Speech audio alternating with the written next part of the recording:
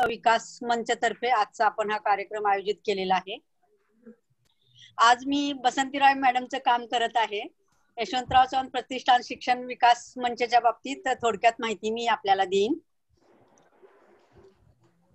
शिक्षण विकास मंच हा मुख्यत्वे करून प्राथमिक आणि माध्यमिक शिक्षणामध्ये असणारे प्रश्न, त्याच्यावरती वेगवेगळे इश्यूज याच्यावरती विचार मंथन करून मार्गदर्शन करणारी किंवा त्याच्या वरती शिक्षक, पालक, संस्थाचालक यांना मार्ग सुचवणारी असा एक हा मंच आहे। याच्यामध्ये सर्वांना सहभागी करून घेतलं जातं ज्या काही चर्चा होतात त्याच्यामध्ये। याची स्थापना 2008 साली स्वर्गीय डॉक्टर कुमुद बन्सल यांच्या प्रेरणेने झाली आणि आपल्याला माहिती आहे की कुमुद बन्सल या शालेय शिक्षण तसंच उच्च व तंत्र शिक्षण याच्या पण अपर मुख्य सचिव होत्या, प्रधान सचिव होत्या आणि मोठ्या शिक्षण तज्ञ होत्या। पण त्यांच्या प्रेरणेने हे सुरू झालं। माननीय खासदार सुप्रिया सुळे याच्या निमंत्रक आहेत। डॉक्टर वसंत काळपांडे सर याचे मुख्य संयोजक आहेत आणि बसंतीराव मॅडम याच्या विशेष सल्लागार आहेत। आणि मी दत्ता बाळसराफ, माधव सूर्यवंशी, नजमा काजी, अजित तिजोरे आणि जयवंत कुलकर्णी हे या विकास मंचाचे सदस्य आहेत। आणि याच्या मार्फत आपण वेगवेगळे शिक्षण विषयक कार्यक्रम घेत असतो। सुरुवात आपण केली ती विविध विषयावर राज्यस्तरीय शिक्षण परिषदा घेण्यापासून। त्यामध्ये आपण शिक्षणाबाबतीतच वेगवेगळे विषय हाताळलेले आहेत आणि त्यापैकी काही सर्वांगीण गुणवत्ता कायदा 2008 मध्ये, शिक्षण हक्क कायदा 2009 मध्ये, शाळांची परिणामकारिता 2010, शालेय विद्यार्थ्यांकरता वर्तन संहिता 2012, शालेय शिक्षणात माहिती व तंत्रज्ञान। आज सगळ्या ठिकाणी आपण इन्फॉर्मेशन टेक्नॉलॉजीचा वापर करतोय, परंतु यशवंतराव चव्हाण शिक्षण विकास मंचाने 2013 सालीच हा विषय घेऊन त्याच्यावरती चर्चा घडवून आणलेली आणि आपल्या शिक्षकांना माहिती तंत्रज्ञान म्हणजे इन्फॉर्मेशन टेक्नॉलॉजी वापरण्यासाठी सगळ्यांना मोटिवेट केलेलं होतं।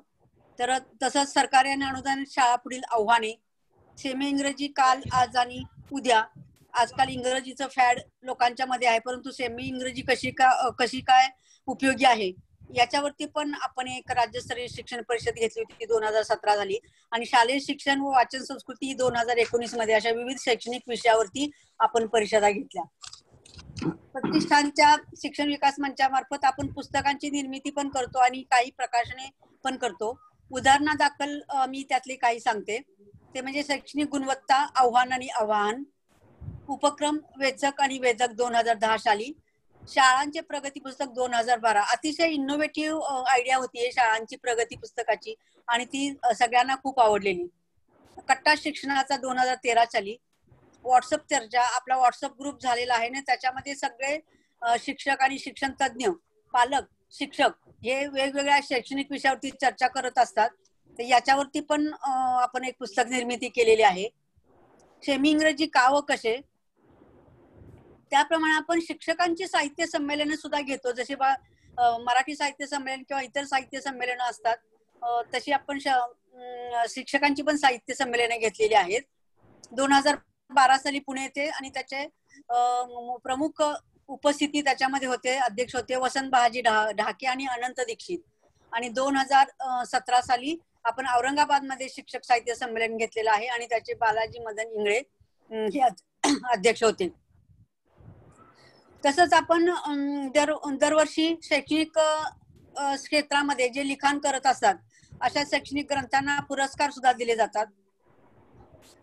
अनौपचारिक शैक्षणिक गप्पांची मैफल देखील आपली होत असते आणि त्याच्यामध्ये विविध शैक्षणिक विषयावरती चर्चा होतात। त्यातले काही विषय म्हणजे नवीन शैक्षणिक धोरण, शिक्षण हक्क कायद्याची 3 वर्षे इत्यादी। आपल्या व्हॉट्सअप आणि फेसबुक समूहाच्या मार्फत जवळजवळ 12,000 शिक्षक, पालक आणि संस्थाचालक आणि शिक्षणामध्ये इंटरेस्टेड लोक आपल्याशी जोडले गेलेले आहेत। आणि प्रत्येक विषय जो आपल्या चर्चेला जातो तर तो या लोकांच्या पर्यंत व्हॉट्सअप आणि फेसबुकच्या द्वारे आपण पोहोचवतो आणि ते लोक पण त्याचा फायदा घेत असतात।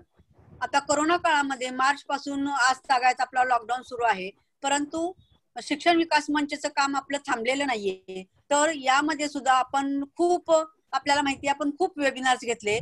त्यापैकी काही उदाहरणादाखल ऑफलाईन अभ्यास, लक्ष देण्याचे कौशल्य, सायबर सेफ्टी फॉर टीचर, नवीन शैक्षणिक धोरण, पालक मेळावा इत्यादी बऱ्याच विषयावरती आपण वेबिनार्स घेतले आणि त्याचाच एक भाग म्हणून आपण ही एक देशोदेशीची शिक्षण पद्धती ही एक आपण व्याख्यानमाला सुरू केलेली आहे आणि त्याचं आज तिसरं पुष्प आहे. ते आपल्या डॉक्टर मधुरा फडके गोवणार आहेत. तर त्यांची ओळख आपल्याला आपल्या बसंतीराय मॅडम करून देतील. मी ऍक्च्युली सुरुवातीला मानायला पाहिजे होते, परंतु आता सांगते की माझ्याकडून सगळ्यांना हे 2021 वर्ष समृद्धीचं, भरभराटाचं आणि आनंददायी आणि करोनामुक्त किंवा इतर कोणतेही रोगराई मुक्त जावो अशी मी सगळ्यांना बेस्ट विशेष देते. Thank you very much. Basantirai madam doctor Madhura फडकेंची ओळख करून देतील. थँक्यू. धन्यवाद अत्तार मॅडम. अनेक अनेक आभार. आपण शिक्षण विकास मंचाची ओळख करून दिली आणि आता डॉक्टर मधुरा फडकेंची ओळख मी करून देणार आहे. सर्वांना नवीन वर्षाच्या हार्दिक शुभेच्छा. तुम्हाला पण मॅम. थँक्यू. मंडळी, शिक्षण विकास मंचाने 19/12/2020 पासून एक नवीन उपक्रम सुरू केला आणि तो म्हणजे देशोदेशीचे शिक्षण ही एक मालिका.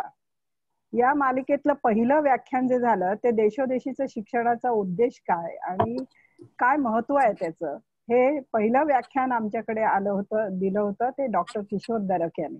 किशोर दरक हे फार प्रसिद्ध अभ्यासक आहे शिक्षण विषयाचे आणि कंपॅरेटिव्ह एज्युकेशन हा जो तुलनात्मक शिक्षणाचा अभ्यास आहे हा एक विशेष शाखा आहे अभ्यासाची. यातून आमच्या काळपांडे सरांनी ही कल्पना पुढे आणली की आपण इतर देशांची आपण कुठे आहोत ती तुलना करून बघूया आणि त्यासाठी आपल्याला प्रत्येक देशातली शिक्षण पद्धती काय आहे, तिथे काय परिस्थिती आहे, तिथल्या चांगल्या गोष्टी आपल्याला कुठल्या वाटतात. तर तुलना हा तर म्हटलं तर प्रगतीचा पाया आहे आणि आपण नेमके कुठे आहोत हे समजण्यासाठी तुलना ही अत्यंत आवश्यक असते. प्रत्येक देशाची एक आर्थिक, सामाजिक, ऐतिहासिक, राजकीय आणि भौगोलिक परिस्थिती वेगळी असते, संदर्भ वेगळे असतात आणि त्यांच्या पुढची आव्हानही वेगळी असतात. पण अनेकदा हे समानही असतात. त्यामुळे त्यांनी अशा सगळ्या आव्हानांना कसं तोंड दिलं आणि आपल्याला त्यातून काही शिकता येतो का, हा एक हेतूही या अभ्यासामागे आहे. हे उपाय आपल्याला कॉपी पेस्ट करता येणार नाहीत असं किशोर दरक यांनी आपल्याला सांगितलं. मात्र आपल्या मातीशी जुळणारं आणि आपल्यामध्ये सहज सामावून जाणारे बदल आपल्याला नक्कीच स्वीकारता येतात. दुसरं व्याख्यान झालं ते 26 डिसेंबर रोजी झालं आणि आम्हाला फिनलंडचा शैक्षणिक दौरा घडवून आणला ते हेरंब कुलकर्णी आणि डॉक्टर शिरीन कुलकर्णी यांनी यापूर्वी आमच्या शिक्षण विकास मंचामध्ये 2 वेळा अतिशय सुंदर कार्यशाळा घेतल्या होत्या आणि 26 डिसेंबरच्या भाषणामध्ये त्यांनी आपल्या व्याख्यानातून फिनलंडची शैक्षणिक पद्धती काय आहे, तिथलं धोरण काय आहे या विषयावर जवळजवळ 2-2.5 तास अत्यंत उत्कृष्ट असं सादरीकरण केलं आणि श्रोत्यांना खिळवून ठेवलं. फिनलंडमध्ये समानतेवर आधारित शिक्षण आहे, तिथलं शाळेचं वेळापत्रक कसं आहे, शिक्षकांची उत्कृष्ट गुणवत्ता ते कशी तयार करतात, आगामी काळामध्ये त्यांच्या देशाला कुठल्या प्रकारच्या माणसांची गरज आहे आणि त्यानुसार आपल्याला शिक्षण ठरवावं लागणार आहे, धोरण ठरवावं लागणार आहे.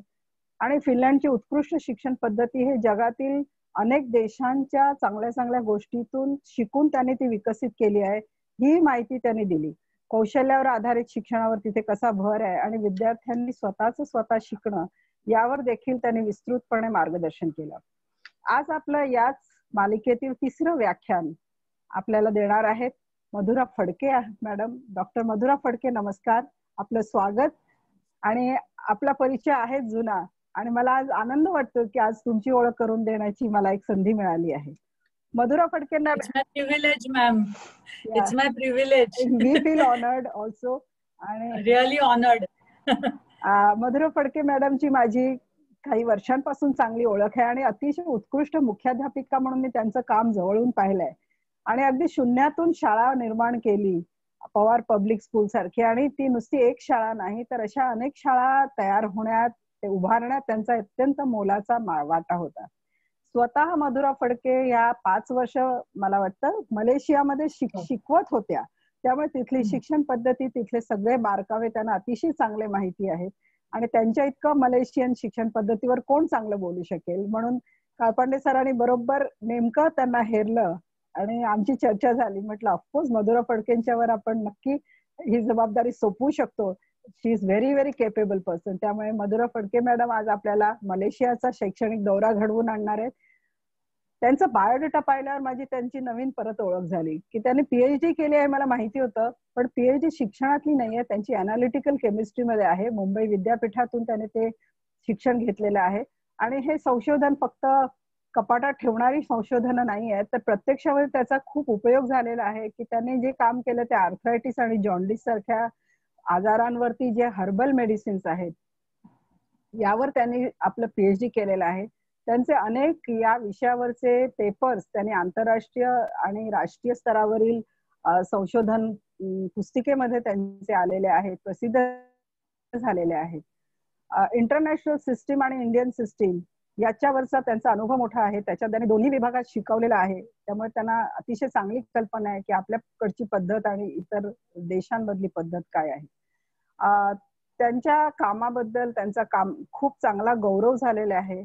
अत्यंत चांगल्या आयसीएससी शाळांच्या पहिल्या 50 शाळांमध्ये त्यांची शाळा 1 नंबरवर आहे. हे त्यांच्या कामाचं एक मोठी पोचपावतीच म्हटली पाहिजे.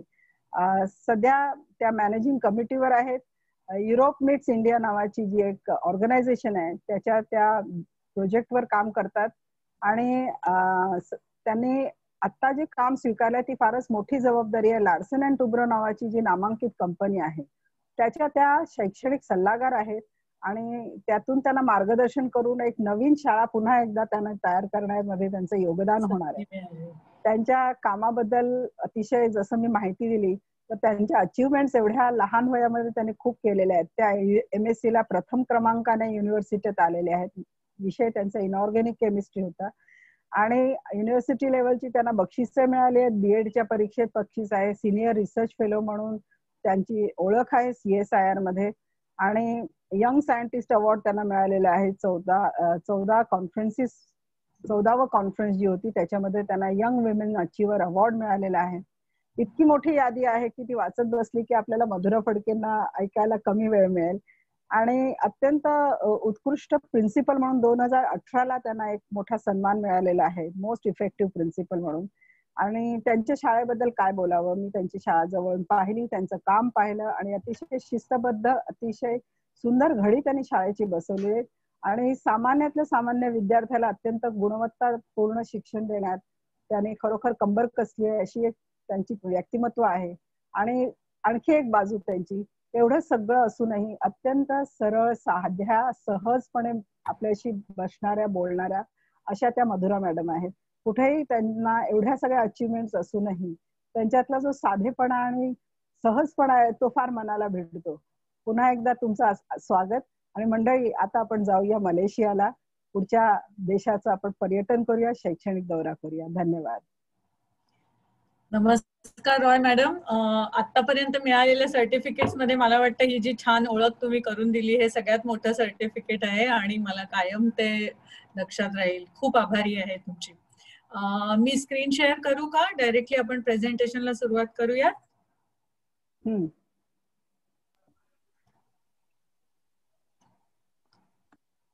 दिसतंय आपल्याला सगळ्यांना? नाही मॅडम, अजून शेअर स्क्रीन नाही दिसत नाही. स्क्रीन शेअर नाही झाली. ओके ओके, एक मिनिट.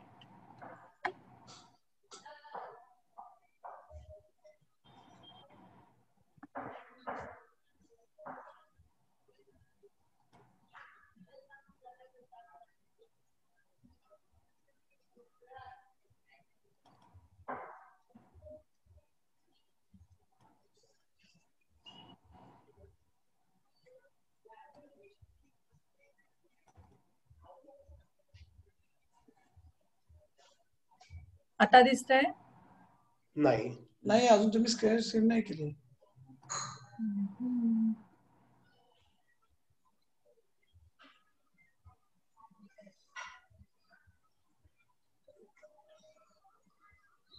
स्क्रीन शेअर केलेलं आहे का तुम्ही? हो केलंय. दिसत नाहीये मॅडम अजून ते शेअर.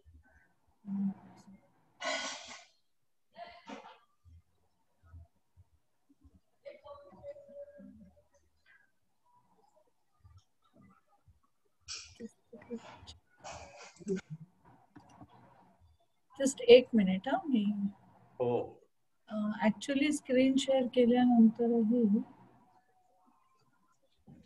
नाही मॅडम अजून स्क्रीन शेअर हो झालेलं हो नाही अजून. एकच सेकंड केलं.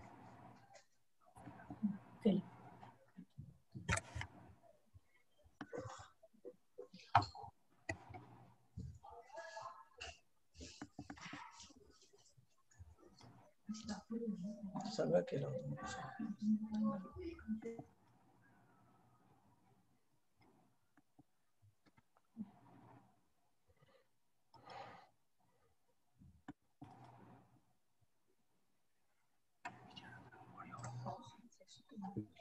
आता झाली आहे मॅडम शेअर.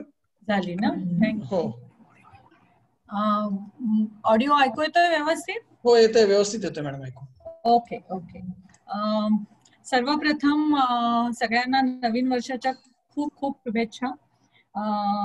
सगळ्यांच्या नवीन आशा, कर्तृत्वाला पुन्हा एकदा नवीन दिशा मिळू दे अशी मी देवाकडे प्रार्थना करते. असं म्हणतात की तोपर्यंत थांबू नका जोपर्यंत तुम्हाला स्वतःचा अभिमान वाटत नाही. मला वाटतं याच भावनेतून डॉक्टर वसंत काळपांडे सरांच्या अध्यक्षतेखाली ही जी शिक्षण विकास मंचाची स्थापना झालेली आहे आणि Roy madam, Kalpande sir, Suryavanshi sir, Datta Saraf sir, Attar madam हे सगळेजण एकत्र मिळून दरवेळी काहीतरी नवीन आपल्याला देण्याचा प्रयत्न करतात. सगळ्यांना खूप खूप धन्यवाद मला माझे अनुभव इथे शेअर करण्याची संधी दिल्याबद्दल. आणि श्री किशोर दरक सर, डॉक्टर हेरम कुलकर्णी आणि डॉक्टर शिरडीन कुलकर्णी यांचे पण मनापासून आभार, कारण त्यांनी या व्याख्यानमालेला खूप छान सुरुवात करून दिली. खरं तर इतक्या हुशार लोकांनंतर मी तोंड उघडणं खरं तर त्याचं धारिष्ट दाखवायला नको होतं, पण जी बालभारतीची पुस्तकं वाचत वाचत आपण मोठे झालो त्या काळपांडे सरांची आज्ञा शिरसावंद्य, आणि म्हणून मी हा एक प्रयत्न करते. जे काही 5 वर्ष मी तिथे राहिले, तिथल्या इंटरनॅशनल स्कूलमध्ये मी काम केलं, पण तिथल्या जीवनाशी माझा जवळून जो परिचय झाला आणि तिथले जे एज्युकेशनिस्ट होते त्यांच्याशी जे काय माझं इंटरॅक्शन झालं, त्याच्यावरून काही एक सिस्टीमची थोडी थोडी समजत गेली. कुठलीच सिस्टीम आपल्याला पूर्ण समजत नाही, पण जी काय समजत गेली ती तुमच्या पुढे मांडण्याचा माझा एक हा छोटासा प्रयत्न. Education system in Malaysia overall माझी काही ऑब्झर्वेशन्स आणि त्यातनं काही जे इन्फरन्सेस मी काढले ते आपल्या सगळ्यांसमोर मी सादर करणार आहे.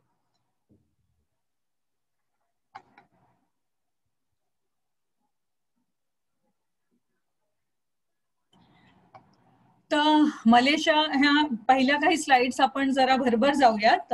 मलेशिया हा ऍक्च्युली तसा पाहिला तर आपल्या तुलनेमध्ये खूपच छोटासा देश आहे आणि 2 भागांमध्ये तो विभागलेला आहे, पेनिन्सुलर मलेशिया आणि 2 प्रॉव्हिन्सेस आहेत, साबा आणि सारावाक. तर इथे पेनिन्सुलर मलेशिया आहे आणि कौलालंपूर राजधानी आहे आणि साबा आणि सारावाक इथे आहे.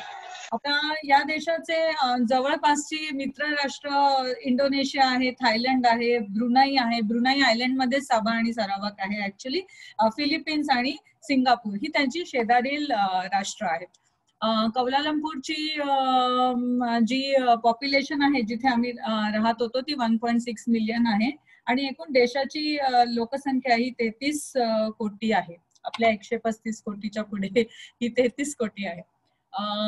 मलेशियामध्ये ऍक्च्युली 51% लोक हे प्रिडॉमिनंटली मलयज आहेत. त्यांना भूमिपुत्र असं म्हणतात तिथे. सो एका particular race, they belong to a particular race. आणि मग फॉलोड बाय दॅट चायनीज आहेत आणि इंडियन्स आहेत.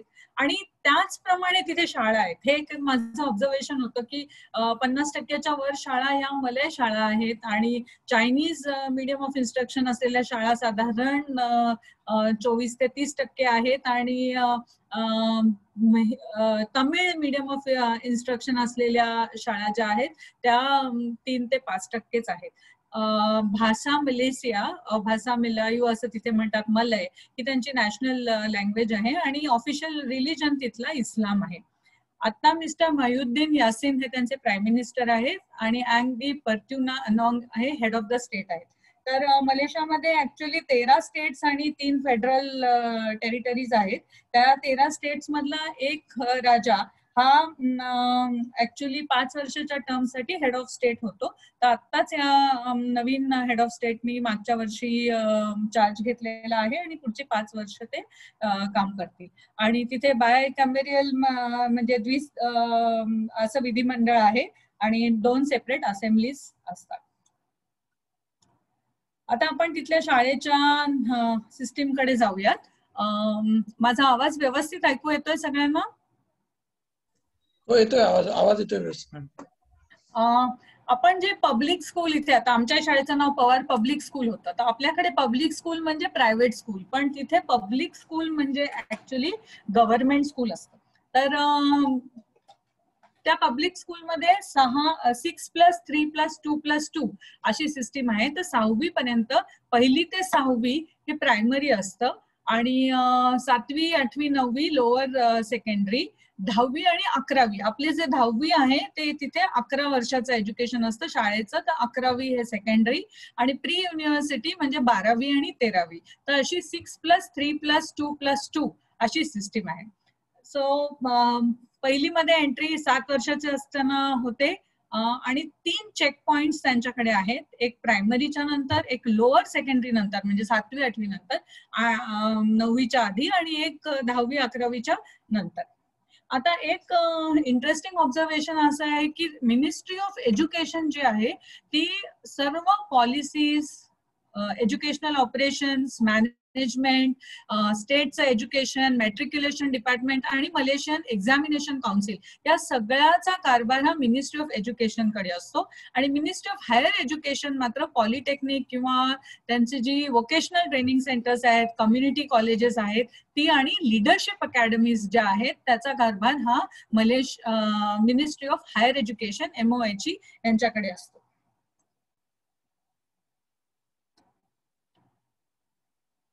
आपण ज्याप्रमाणे बघितलं की मेनली मलय लोक आहेत 50% वरती, मग चायनीज, मग इंडियन्स, त्याच्यामध्ये तमिलियन लोक आहेत.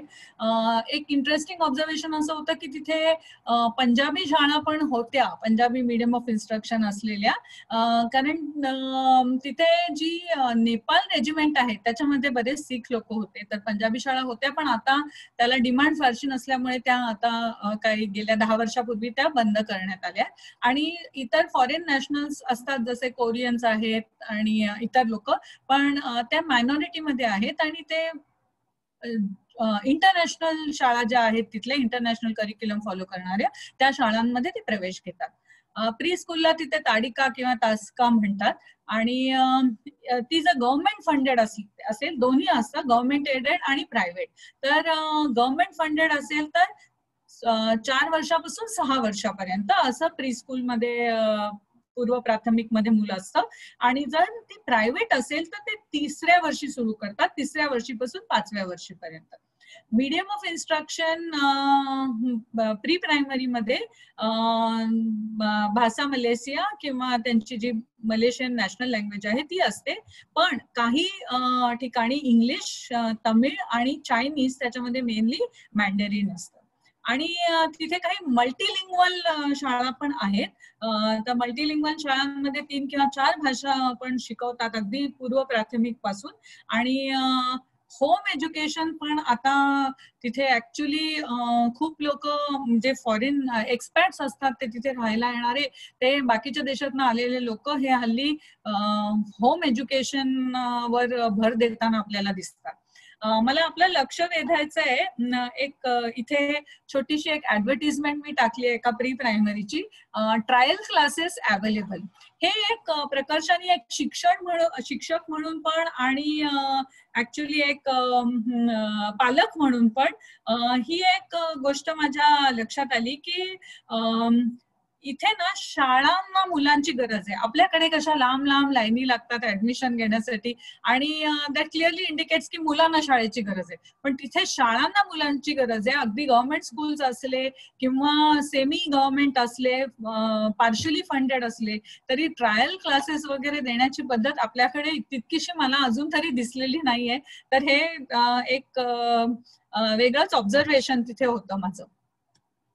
सो समअप करायचं असेल तर मिनिस्ट्री ऑफ एज्युकेशनच्या खाली प्रायमरी स्कूल, सेकंडरी स्कूल्स आणि मिनिस्ट्री ऑफ हायर एज्युकेशनच्या खाली टर्शरी स्टडीज म्हणजे युनिव्हर्सिटीज अँड कॉलेजेस. प्रायमरी स्कूलला एक नॅशनल एक्झाम आहे एक्झिट लेवलला. लोअर सेकंडरी स्कूल आणि अप्पर सेकंडरी, लोअर सेकंडरीला पण एक नॅशनल एक्झाम आहे, एक्झिट करू शकतो आपण त्याच्यानंतर. आणि अप्पर सेकंडरी ऑर्डिनरी स्कूल किंवा टेक्निकल स्कूल या सदरात मोडते आणि त्याच्यानंतर पण एक नॅशनल एक्झाम आहे. आता इथे एक इंटरेस्टिंग ऑब्झर्वेशन असं होतं की खूप वर्षापूर्वी, म्हणजे त्याला आता 10-12 वर्ष होऊन गेली, तिसरी नंतर, प्रायमरी नंतर एक परीक्षा असायची आणि जर त्या परीक्षेमध्ये म्हणजे पहिली, दुसरी, तिसरी झाल्यानंतर एक परीक्षा असायची आणि त्या परीक्षेमध्ये जर तुम्हाला चांगले मार्क मिळाले अँड इफ यू एक्सेल, मग तुम्हाला इयर 4 आणि 5 स्किप करता यायचं. म्हणजे पूर्वी जशी आता आपल्याकडे इतके मान्यवर आणि खूप शिकलेले लोक आहेत ना, पूर्वी पण असं होतं की आमच्या फॅमिलीत पण मी माझ्या आईचं पण बघितलं की तिसरी स्किप केली आणि 5वी स्किप केली आणि वरच्या वर्गात गेली. तर हुशार मुलांना हे जाता यायचं. आता तसं करता येत नाही, पण त्यांच्याकडे ही परमिशन होती की तिसरी झाल्यानंतर जर त्या परीक्षेमध्ये तुम्हाला चांगले मार्क मिळाले तर तुम्ही 4थी आणि 5वी स्किप करू शकता. पण 2001 सालानंतर तर खूप सगळीकडेच असं म्हणजे पालकांना हे आवडेन असं झालं आणि इवन एज्युकेशनिस्टना हे वाटलं की ही परीक्षा घेतल्यामुळे मुलांवर पालक खूप दडपण आणतात आणि बेसिकली मलेशियामध्ये शाळेच्या टीचर्सवर त्यांचा विश्वास होता, तर त्या शिक्षकांवर विश्वास होता. ते असताना पण मग प्रायव्हेट ट्युशन क्लासेस वगैरे सुरू झालेत आणि म्हणून ही सिस्टीम त्यांनी काढून टाकली. तर त्यामुळे आता जी तिसरीची परीक्षा व्हायची ती होत नाही आणि प्रायमरी स्कूल अचिव्हमेंट टेस्ट मात्र आहे, UPSR त्याला म्हणतात. आणि नंतर लोअर सेकंडरी मध्ये पण एक एक्झिट लेवल एक्झाम असते, त्याच्यानंतर तुम्ही सायन्स किंवा आर्ट्स कडे जाऊ शकता. सो असे 3 चेक पॉइंट्स आहेत, प्रायमरी, लोअर सेकंडरी आणि अप्पर सेकंडरी. तर लोअर सेकंडरीचा हा जो चेक पॉइंट आहे तो 9वी नंतर ती परीक्षा देऊ शकतो. PMR त्याला म्हणतात, पेनेलियन मेंढा रेडा असं मलयमध्ये त्याला म्हणतात. तर ती परीक्षा दिली की तुम्ही अकॅडमिक साईडला जाऊ शकता. त्याला अकॅडमिक मध्ये सायन्स किंवा आर्ट्स किंवा टेक्निकल एज्युकेशनला जाऊ शकता किंवा रिलिजियस स्टडीजला जाऊ शकता. सो हे 3 ऑप्शन्स अवेलेबल आहेत. पण त्याची फ्लिप साईड अशी आहे की एकदा तुम्ही हे स्ट्रीमिंग केलं आणि तुम्ही समजा रिलिजियस स्टडीजला गेलात किंवा अकॅडमिक साईडला गेलात किंवा टेक्निकल आणि व्होकेशनल एज्युकेशनला गेला, तर त्यानंतर परत switching to from technical vocational to science और to from religious studies to technical vocational हे पॉसिबल नसतं, अलाउड नसतं. आणि त्याच्यामुळे ही त्याची फ्लिप साईड आहे. म्हणजे जरी तुम्हाला 9वी मध्ये हे स्ट्रीमिंग करता आलं तरी पण त्यानंतर तुम्हाला परत सायन्सला जाता येत नाही रिलिजियस स्टडी मध्ये. सेकंडरी स्कूलला सिकोला म्हणतात आणि years in the secondary school are called form. So form 1 to form 6 असं आपण म्हणतो. तर लोअर सेकंडरी म्हणजे फॉर्म 1 to फॉर्म 3 म्हणजे 7वी, 8वी आणि 9वी.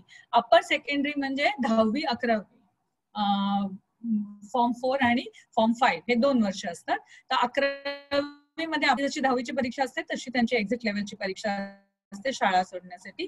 आणि फॉर्म 6 मध्ये म्हणजे अर्थात 12वी आणि 13वी, त्याला A लेवल्स पण म्हणतात किंवा आपलं जे ज्युनियर कॉलेज असतं ते 12वी आणि 13वी.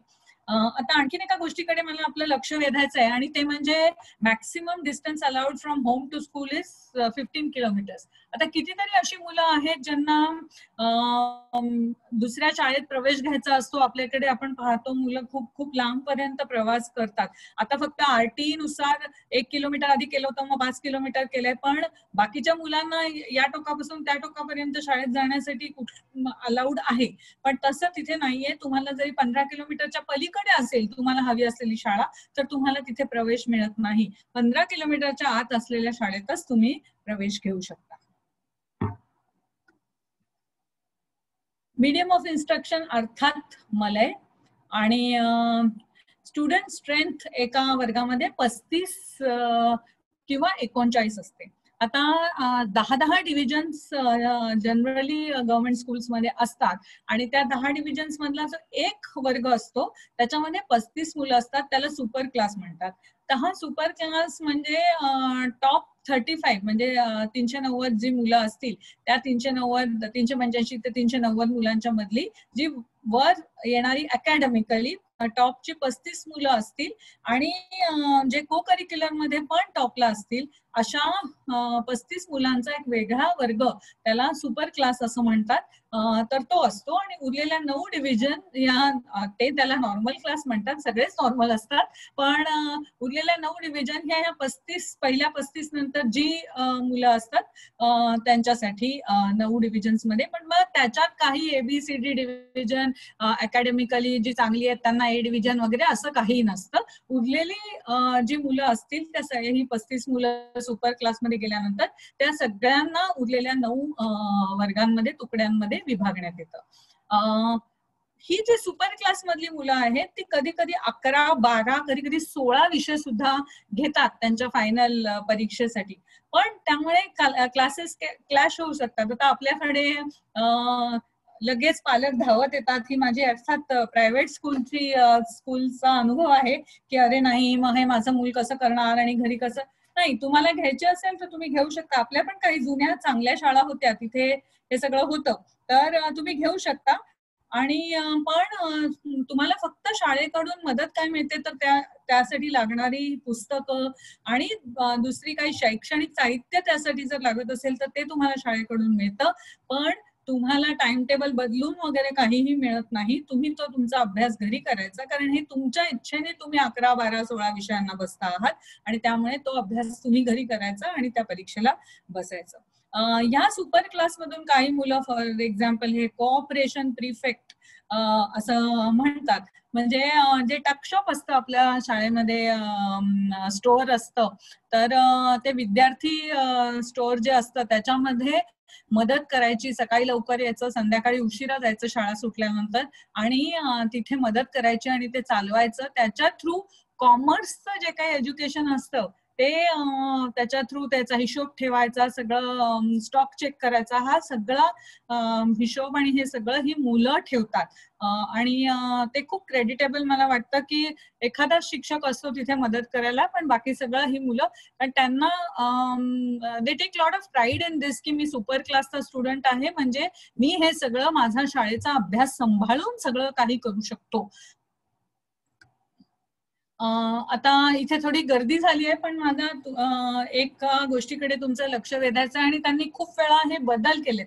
म्हणजे कधी कधी आपल्याला वाटतं की एखादी सिस्टीम चांगली आहे आणि मग त्याच्यानंतर कशासाठी बदलली, इनर्शिया सगळीकडेच असतो, तो त्यांच्याकडेही असणार, कारण माणसं सगळी इथून तिथून सारखीच असतात.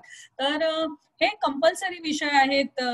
तर भाषा मलेशिया घेणं हे पब्लिक स्कूलमध्ये, म्हणजे त्यांची जी गव्हर्नमेंट शाळा आहे त्याच्यामध्ये कंपल्सरी आहे. इंग्लिश हा पण कंपल्सरी सब्जेक्ट आहे आणि मॅथमॅटिक्स पण. आता पहिली काही वर्ष हे इंग्लिश, मॅथ्स वगैरे कॉलनायझेशनमुळे आणि बाकी पण इंग्लिशचा प्रभाव असल्यामुळे ते काय करायचे की इंग्लिश तर अर्थात इंग्लिशमधून शिकवणार, पण मॅथ्स आणि सायन्स पण इंग्लिशमधून शिकवलं जायचं. आणि हिस्ट्री, जॉग्रफी हे सर्व इतर विषय जे आहेत, सिव्हिक्स, नॅशनॅलिटी एज्युकेशन आणि इन्फॉर्मेशन कम्युनिकेशन टेक्नॉलॉजी सोडून हे बाकीचे विषय हे मलयमध्ये शिकवले जायचे, भाषामध्ये. पण आता काही वर्षापूर्वी परत त्या म्हणजे सगळ्या पालकांचं असं मत पडलं आणि सगळ्या शिक्षण क्षेत्रात काम करणाऱ्या लोकांचं त्यांचं जे आपले पण जसे रिफॉर्म्स होतात तसं त्यांच्याकडे जे रिफॉर्म्स झाले आणि त्यांनी असं ठरवलं की नाही, आता सगळेच विषय गव्हर्नमेंट एडेड स्कूल्समध्ये हे मलयमधूनच शिकवायचे.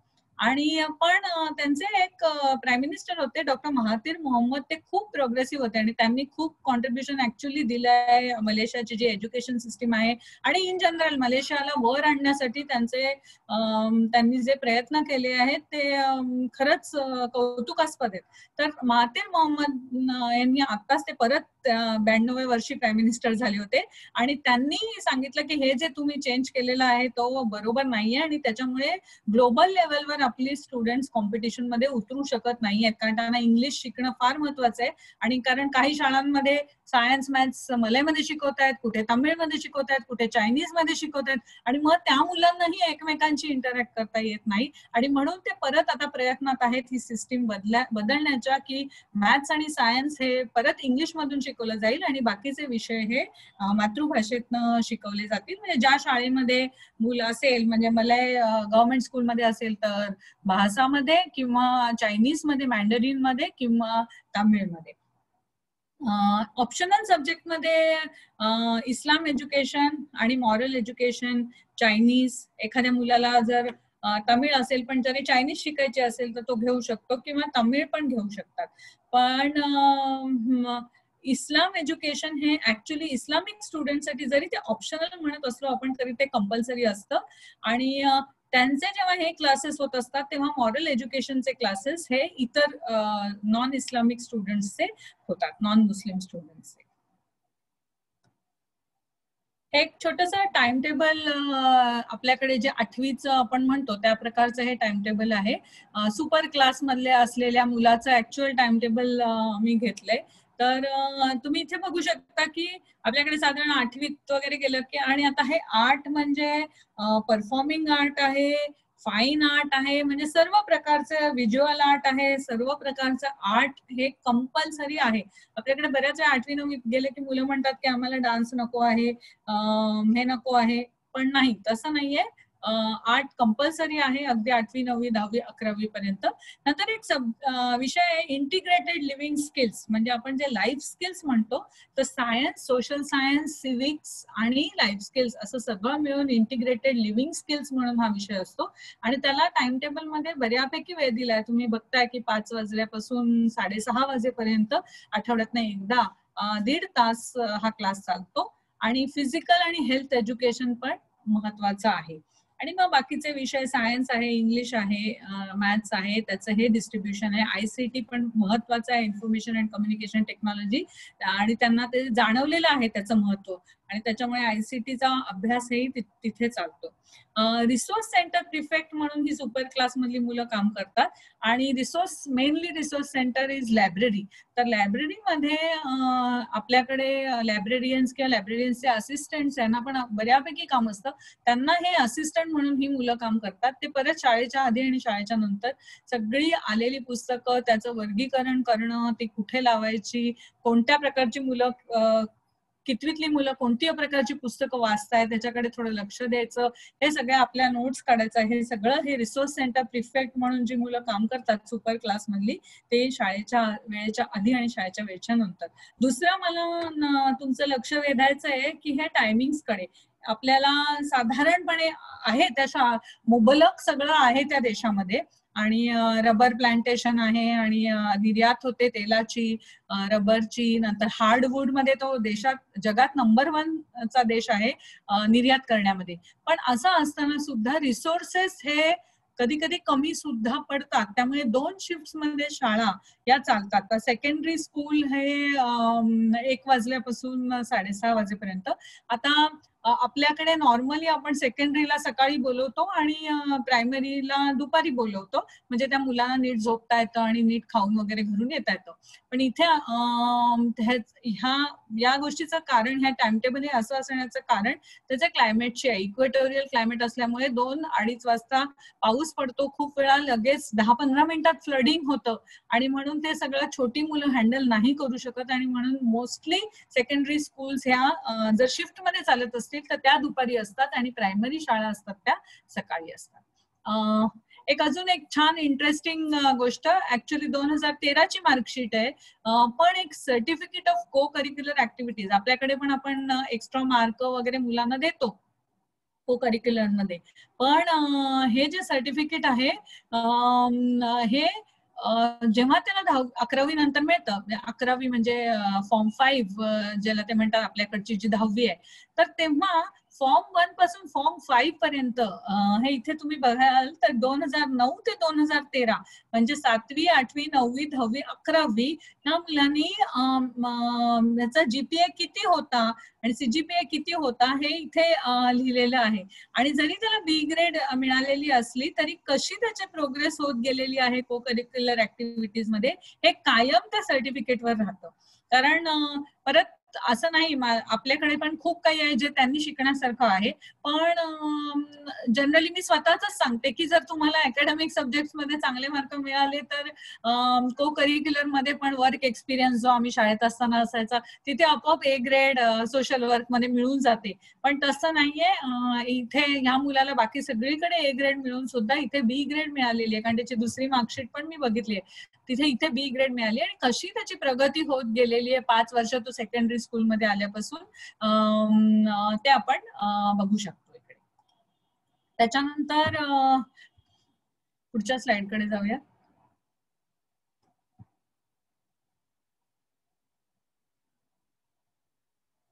जसं मी म्हटलं की ट्रेडिशनली त्यांचा ट्रस्ट हा शाळेच्या टीचर्सवरच होता. कुठल्याही देशात एज्युकेशन सिस्टीम जशी बदलत जाते त्याच्यात तिथे मूळ तिथले असलेले रहिवासी किती राहतात, फॉरेनर्स किती येतात, ह्याच्यावर खूप काही अवलंबून असतं.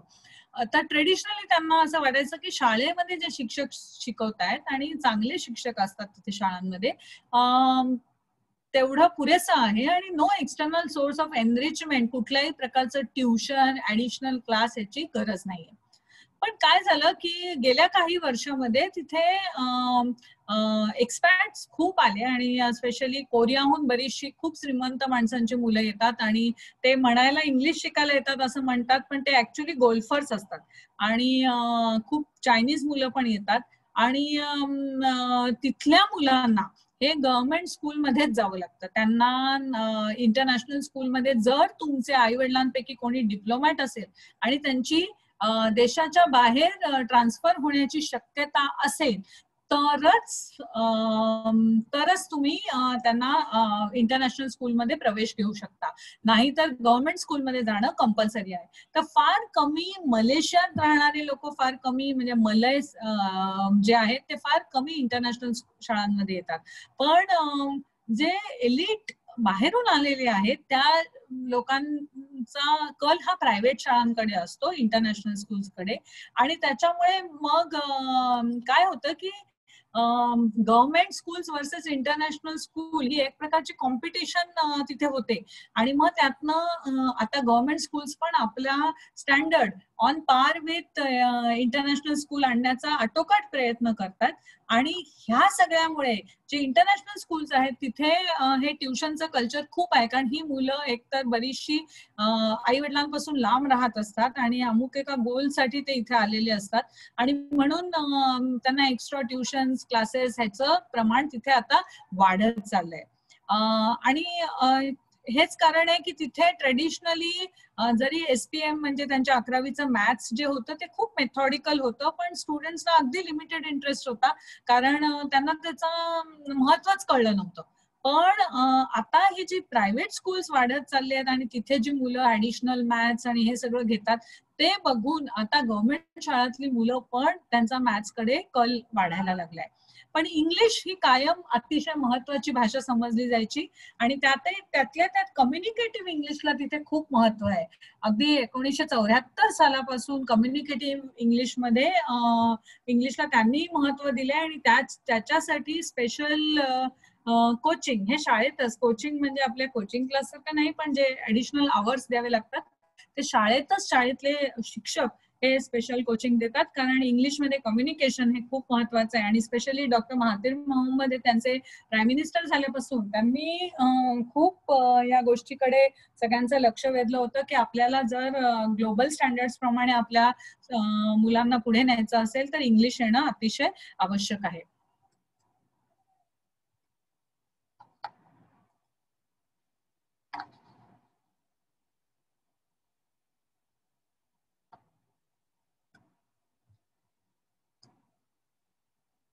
आता ही माझ्या दृष्टीने मला खूप महत्वाची स्लाइड वाटते. परवा मी कालपांडे सरांशी बोलत होते आणि सरांना मी विचारलं की आपल्याकडे किती टीचर ट्रेनिंग इन्स्टिट्यूट्स आहेत, तर तिथे सर म्हणाले खूपशी बंद करावी लागली, हजारो आहेत. आणि महाराष्ट्रातच बघितली तर खूप आहेत. या 27च्या मानाने आपला नंबर खूप मोठा आहे. तर 27च टीचर ट्रेनिंग इन्स्टिट्यूट्स आहेत, पण चांगली आहेत ती. तिथे क्वालिटी एज्युकेशन, ज्यांना टीचर व्हायचं त्यांच्यासाठी, कारण टीचर्ससाठी रिस्पेक्ट आहे त्या देशात. आणि 12.6% शेअर नॅशनल इन्कमचा हा पब्लिक आणि हायर एज्युकेशनसाठी गव्हर्नमेंट वापरतं. आणि thrust is on skilful human capital. फार महत्वाचं आहे. खरं तर मी इंटरनॅशनल शाळेमध्ये काम केलं तेव्हा तिथे बीएड वगैरे काही लागायचं नाही, पण गव्हर्नमेंट स्कूल्समध्ये हे सगळे स्ट्रिंजंट होते नियम. आणि स्किलफुल ह्युमन कॅपिटल जर आपल्याला डेव्हलप्ड नेशन व्हायचं असेल तर आपल्याला आपलं जे ह्युमन कॅपिटल आहे, ह्युमन रिसोर्स आहे, त्याच्याकडे खूप लक्ष देण्याची गरज आहे. आणि ते सगळे स्किल्ड पाहिजेत, कारण आपल्या उद्या पुढची जी पिढी आहे ही त्यांच्या हातात आहे. तर त्याच्यावर ते खूप भर देतात की हे जे शिक्षक गव्हर्नमेंट शाळांमध्ये शिकवतात ते अतिशय उत्तम प्रतीचं शिक्षण तिथे मुलांना मिळालं पाहिजे. आणि अर्थात आपलं जसं आरटी आहे तसं अंडर प्रिव्हिलेज साठी खूप एक ट्रस्ट फंड असतो, सप्लिमेंटरी फीडिंग प्रोग्राम असतो, अकॅडमिक असिस्टन्स स्कीम असते, म्हणजे शाळेतच त्यांना एक्स्ट्रा तास बसून काही असिस्टन्स द्यायचा असेल तर तो देऊ शकतात, शिक्षक मार्गदर्शन करू शकतात. स्कूल मिल्क प्रोग्राम असतो आणि आपले जसे मिड डे मील्स वगैरे असतात तसं, आणि स्कॉलरशिप्स असतात त्या मुलांच्यासाठी अंडर प्रिव्हिलेजसाठी. ह्या देशाला हे खूप चांगलं समजलेलं आहे की only by gaining knowledge we can move from developing to developed. त्यांना एक दिवस डेव्हलप्ड नेशन व्हायचं आहे आणि त्याच्यासाठी नॉलेज इज व्हेरी इम्पॉर्टंट हे त्यांना खूप चांगल्या प्रकारे समजलेलं आहे. आणि त्याच्यात मदत आपल्याला शिक्षण क्षेत्रातनं मिळणार आहे हेही त्यांना माहिती आहे. So they use education to improve nations economic level. It's very very important. आणि पे बॅक, इकडे मला आता आपली न्यू एज्युकेशन पॉलिसी जी आली आहे त्याच्यामध्ये पे बॅकला महत्व दिलेले आहे. तर इवन 2005 साली पण मी जेव्हा तिथे होते तेव्हा असं होतं की डॉक्टर झाल्यानंतर तुम्ही जर गव्हर्नमेंट हॉस्पिटलमध्ये 6 वर्ष काम केलं नाही तर आणि तुम्ही समजा कुठे इंग्लंड अमेरिकेला निघून गेलात तर तुम्ही परत आल्यानंतर तुम्ही स्वतःच इंडिपेंडंट क्लिनिक काढू शकत नाही आणि कुठल्याही गव्हर्नमेंट हॉस्पिटलमध्ये नोकरी करू शकत नाही. ते म्हणतात जर गव्हर्नमेंट तुमच्यावर सरकार हा खर्च करत असेल तुमच्या शिक्षणासाठी, कारण शिक्षण हे महत्वाचं आहे आणि त्यामुळे देशाची इकॉनॉमी सुधारणार आहे, पण जर सरकार खर्च करत असेल तर पेबॅक इज इक्वली इम्पॉर्टंट. तुम्ही देशासाठी काय करू शकता हे फार महत्वाचं आहे. अर्थात टेक्नॉलॉजीचं महत्व त्यांनीही जाणलं आहे आपल्याप्रमाणे. Teacher as a facilitator. कधी कधी आपण जे काही कधी कधी शिकतो आणि मग त्याच्यानंतर ना ते आपण आपल्या रोजच्या आयुष्यात शी त्याची सांगड आपल्याला कधी कधी घालता येत नाही. पण तिथे टीचर बिंग अ फॅसिलिटेटर आणि हायर ऑर्डर थिंकिंग स्किल्स याला खूप महत्व ते लहानपणापासून देतात. इवन 4वी-5वी मध्ये साधी सर्किट्स मुलांना शिकवली होती आणि मी बघितलं की एक पेपर होता त्याच्यामध्ये 100 सर्किट्स होती आणि फक्त प्रश्न असा होता की विल द बल्ब ग्लो. आता काही ठिकाणी ऍक्च्युली सर्किट कम्प्लीट होतं आणि बल्ब नव्हता, पण एक्सपेक्टेड होतं उत्तर की मुलांनी लिहावं की द बल्ब विल ग्लो, कारण सर्किट म्हणजे काय आणि ते कम्प्लीट कशामुळे होतं हे जर आम्ही एकदा मुलांना शिकवलं आहे तर त्यांना हे समजलं पाहिजे की इथे बल्ब नाहीये म्हणून प्रकाश पडणार नाही, पण जर बल्ब असता तर बल्ब विल ग्लो. किंवा साधं सेपरेशन टेक्निक सगळ्या आपला स्टेट बोर्डाचा करिक्युलम बघा, सीबीएसईचा बघा, आयसीएसईचा बघा, इंटरनॅशनल बघा, कुठेही बघितलं तर सेपरेशन टेक्निक साधारण 6वी किंवा 7वी मध्ये आपण शिकवतो.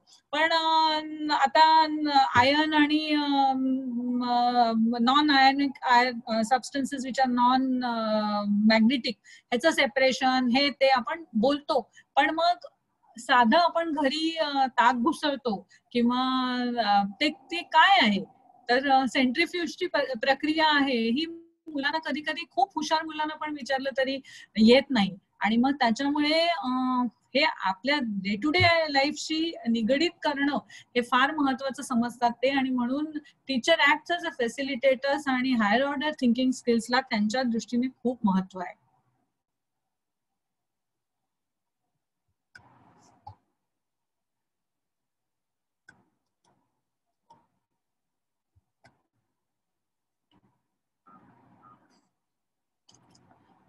व्होकेशनल स्किल्स आणि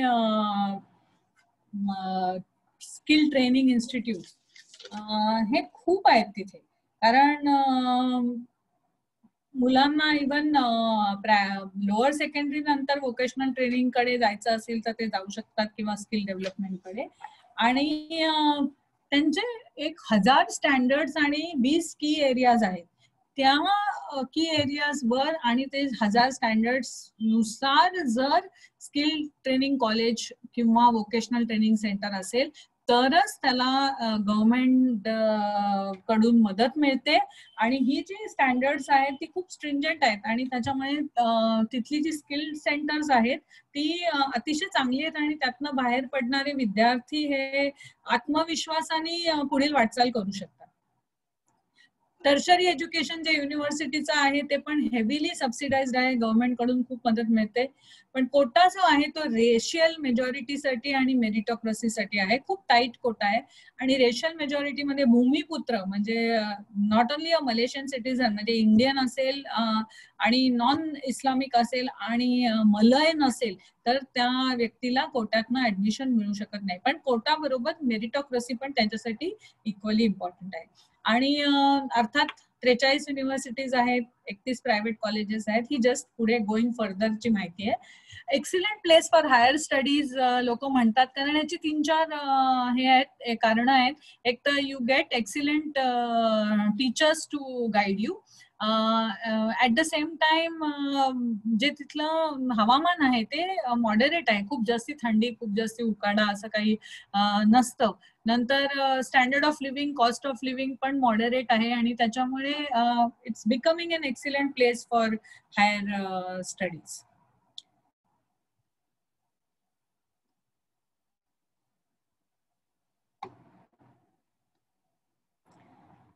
So these are some things to ponder over. त्यांना इंडिपेंडन्स आपल्या 10 वर्षानंतर मिळालं आणि तरी पण बऱ्यापैकी त्यांची प्रगती झालेली आहे. तर शिक्षण हे एक साधन म्हणून प्रगतीसाठी त्यांनी वापरलेलं आहे. त्याच्यानंतर मिडल इन्कम कंट्री आहे, आपल्यासारखीच आहे. आणि मलेशियन क्वालिफिकेशन फ्रेमवर्क MQF जे आहे हे मात्र at par with European standards असल्यामुळे त्यांच्या गव्हर्नमेंट स्कूल्स या इंटरनॅशनल शाळांसारखी प्रगती करतायत आणि ते फार महत्वाचं आहे. 5 युनिव्हर्सिटीज त्यांच्या टॉप 300 ग्लोबल युनिव्हर्सिटीज मध्ये आहेत and 12th most preferred educational destination by UNESCO. तिथे सुमारे 2 लाख लोक, इतका छोटासा देश आहे, 2 लाख लोक परदेशातून तिथे शिकण्यासाठी आले आहेत आणि बऱ्याच फॉरेन युनिव्हर्सिटीजचे कॅम्पसेस तिथे आहेत. बरीच मुलं ही शाळेनंतर या युनिव्हर्सिटी अर्थात प्री युनिव्हर्सिटी 12वी आणि 13वी झाल्यानंतर काही वर्ष डिग्रीची इथे करून जो ट्विनिंग प्रोग्राम असतो तो करतात. इथे 2-3 शब्द आहेत, हिटोगॉगी, पॅरागॉगी आणि सायबरॉगॉगी. अर्थात सायबर स्पेस मध्ये किंवा आपल्या इन्फॉर्मेशन अँड केमिकल इन्फॉर्मेशन टेक्नॉलॉजीचा उपयोग करायला पाहिजे हे त्या लोकांना समजलेलं आहे.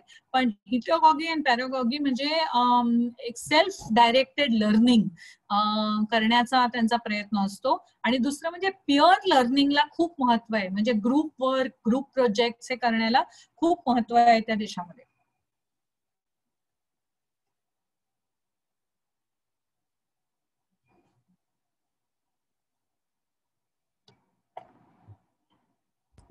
असेसमेंट अगेन आपल्याकडे जशी मध्ये ग्रेडिंग सिस्टीम आणली होती त्याप्रमाणे CGPA बेस्ड असतात, लर्निंग आउटकम्सवर बेस्ड असतात असेसमेंट्स. त्याच्यात आणखीन मला आपलं लक्ष वेधायला आवडेल 2 गोष्टींकडे की नॉलेज तर आहेच पण social responsibility, leadership, team work, entrepreneurial skills, values, ethics या सगळ्याला पण खूप महत्व आहे त्यांच्या असेसमेंटमध्ये. आणि ह्या सगळ्याचे मार्क तुम्ही अकॅडमिक मध्ये चांगलं केलं असलं तर बाकीचे पण सगळीकडे ए ग्रेड मिळतील असं नाही. त्या सगळ्याचा एक व्यवस्थित रेकॉर्ड ठेवलेलं असतं आणि ह्या सगळ्याला पण तेवढं तेवढंच महत्व ते देतात जेवढं ते आपल्या आता कधी कधी आपल्याकडे पण असं होतं की सूर सापडत नाही मुलांना शिक्षणासाठी. कधी कधी मुलांना एक 10वी-11वी पर्यंत कळतच नाही की मला नक्की कोणते विषय आवडतात आणि मला नक्की काय करायचंय आणि कुठे जायचंय. तर अशी त्यांच्याकडे पण मुलं आहेत जी 9वी नंतर स्किल ट्रेनिंगला किंवा वोकेशनल ट्रेनिंगला जातात किंवा काही 11वी नंतर नोकऱ्या करायला लागतात. पण त्यांच्याकडे एक खूप चांगली गोष्ट अशी आहे की जर 4 वर्षाचा तुमचा वर्क एक्सपिरियन्स असेल आणि कधी कधी नोकरी करताना एकदम सूर गवसतो आणि मला हे काम आवडतंय आणि मला हे काम खूप चांगलं येतंय हे त्या मुलांना कळायला लागतं आणि मग ते 4 वर्ष त्यांची खूप छान जातात. आणि अशा वेळी त्यांना पुढच्या युनिव्हर्सिटी कोर्सेस ना हा 4 वर्षाचा एक्सपिरियन्स हा ज्युनियर कॉलेजचा बरोबर आहे, प्री युनिव्हर्सिटी सारखा आहे असं समजलं जातं. अर्थात त्यांच्या एम्प्लॉयर कडून व्यवस्थित तसं सर्टिफिकेट त्यांनी काय प्रकारचं काम केलं आणि कुठल्या कामात काय प्रगती केली हे मिळाल्यानंतर त्यांना ग्रॅज्युएशनसाठी युनिव्हर्सिटीमध्ये चांगल्या कोर्सेसना ऍडमिशन मिळू शकते. म्हणजे जे वोकेशनलला गेले आहेत त्यांनाही, स्किल ट्रेनिंगला गेले त्यांनाही आणि जे नोकरी करायला लागले आहेत 11वी नंतर त्याही मुलांना चांगल्या युनिव्हर्सिटीजमध्ये त्यांच्या कामात त्यांनी कशी प्रगती केली आहे याच्याकडे बघून त्यांना ऍडमिशन दिली जाते. त्यांचा एक प्रोग्राम आहे त्याला टू यू टू आय म्हणजे टू युनिव्हर्सिटी टू इंडस्ट्री असं म्हणतात ते या प्रोग्रामला. तर इवन कॉलेजमध्ये असताना युनिव्हर्सिटी इंडस्ट्री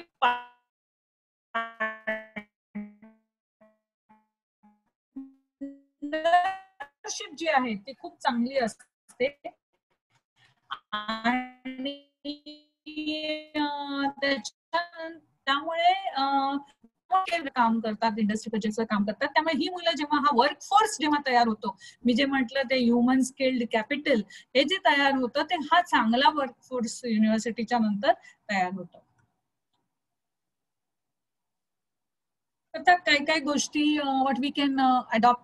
आपल्या ज्या रेग्युलेटरी बॉडीज आहेत, AICTE म्हणा, युनिव्हर्सिटी असोसिएशन म्हणा, असोसिएशन ऑफ युनिव्हर्सिटीज किंवा इतर ज्या बॉडीज आहेत त्याच्यात प्रत्येकाची आपली आपली एक एंट्री लेवलची क्वालिफिकेशन असतं किंवा कोऑर्डिनेशन तिथे जसं आपण म्हणतो की आपण 10वीचा करिक्युलम ठरवताना आपण उलट जातो आणि आपण म्हणतो की ओके 9वीत ना 10वीत हे मूल येईल किंवा 10वीत ना 11वीत जाईल तेव्हा ही स्किल्स या मुलाला विद्यार्थ्याला आली पाहिजेत आणि मग त्याच्यासाठी तो 9वीत काय शिकला पाहिजे, 8वीत काय शिकला पाहिजे. सो तशा प्रकारचं कोऑर्डिनेशन असणं खूप महत्वाचं आहे. त्याच्यामुळे ते कोऑर्डिनेशन असलं तर ते मुलांनाही उपयोगी पडेल आणि एकंदरीत देशासाठी पण त्याचा फायदा होईल असं मला वाटतं. एक शिक्षक म्हणून त्याकडे बघताना मला वाटतं. ह्यासाठी काही बजेटरी रिक्वायरमेंटची गरज नाहीये, फक्त एक बेटर कोऑर्डिनेशन आपण खूप काही अचीव करू शकतो. पॉलिटिकल विल अर्थात पाहिजे. मी कुठल्याही पॉलिटिकल ह्याच्यावर भाष्य करत नाहीये, पण there has to be a political will to make changes in regulatory environment. Satellite कॅम्पसेसची आपल्याला पण गरज आहे, कारण जिथे काही हे स्किल अवेलेबल आहे, स्किल्ड शिक्षक अवेलेबल आहेत किंवा फॅसिलिटेटर्स अवेलेबल आहेत, तर तिथून इतर मुलांना पण त्यांचा फायदा घेता यावा, एका फॅसिलिटीचा उपयोग अनेक मुलांना व्हावा याच्यासाठी प्रयत्न करण्याची गरज आहे. आणि making a student responsible for their learning. तिकडे इंटरनॅशनल स्कूलमध्ये पण काम केलं, पण मी कधीही बघितलं नाही आई वडील येऊन वह्या बघतायत, टाइम टेबल काही चेंजेस झाले तर लगेच ईमेल्स पाठवतात किंवा तेव्हा ईमेल सुरू झालं होतं किंवा स्वतः येऊन भेट आहे ती ऍक्च्युली आपण समजून घेण्याची खूप गरज आहे की मला शिकायचं आहे. ही रिस्पॉन्सिबिलिटी जोपर्यंत विद्यार्थी घेत नाही तोपर्यंत थोडी प्रगती होणं कठीण आहे. कारण मला शिकायचं असलं तर मी त्या दृष्टीने जे काही बदल करायचे आहेत किंवा त्या दृष्टीने जो प्रयत्न करायचा आहे तो मी करीन. आणि म्हणून making students responsible for their learning is very very important. अजून छोटीशी गोष्ट इकडे मी ह्याच्यात एक छोटासा टाकलेला आहे ऍडिशनल, की कसं आहे बघा, नॅशनल स्कूल मधून तुम्ही सेकंडरी नॅशनल स्कूलला जाऊ शकता आणि चायनीज व्हर्नॅक्युलर स्कूल मधून तुम्ही तिथेही जाऊ शकता आणि चायनीज इंडिपेंडंट स्कूल पण असतं. हे फॉर्म 1, 2, 3, 4, 5 आहे, म्हणजे 7वी, 8वी, 9वी, 10वी, 11वी. पण तमिळ मधून तुम्ही तमिळ इंडिपेंडंट स्कूल नाही, कारण परत 50% जास्त मलय लोक आहेत, चायनीज लोक त्याच्या खालोखाल आहेत 24 ते 30%, आणि तमिळ मीडियमच्या शाळा कमी आहेत. तमिळ मुलांना भाषा विषय कंपल्सरी आहेच, आणि जर त्यात ते नापास झाले किंवा अमुक एक त्यांना मिळालं नाही तर त्यांच्यासाठी परत परीक्षा त्यांना द्यावी लागते आणि मगच त्यांना सेकंडरी नॅशनल स्कूल मध्ये प्रवेश मिळतो. सो तमिळ मीडियमची सेकंडरी नॅशनल स्कूल्स तिथे नाहीत.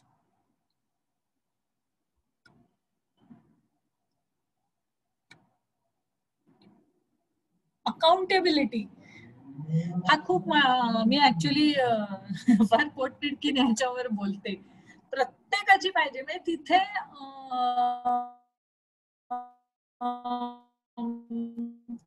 आणि असं नाही की सगळं काय तिथे एव्हरीथिंग इज हँडेड. अमुक एका माणसाला हे काम करायला सांगितलं की ते काम उत्तम प्रकारे करणं, याची अकाउंटेबिलिटी जे आपण ती अकाउंटेबिलिटी आणि मॅनेजमेंटची अकाउंटेबिलिटी जेवढी आपण वाढवत नाही तेवढा आपल्याला रिझल्ट. मग स्किल्स आणि वोकेशनल डेव्हलपमेंटचे चॉईसेस, मी जे म्हटलं की तुम्ही 11वी 12वी केलं नाही तरी तुम्हाला युनिव्हर्सिटीला ऍडमिशन मिळू शकते, तर हे चॉईसेस मुलांना अधिकाधिक आता आपल्या न्यू एज्युकेशन पॉलिसी आणि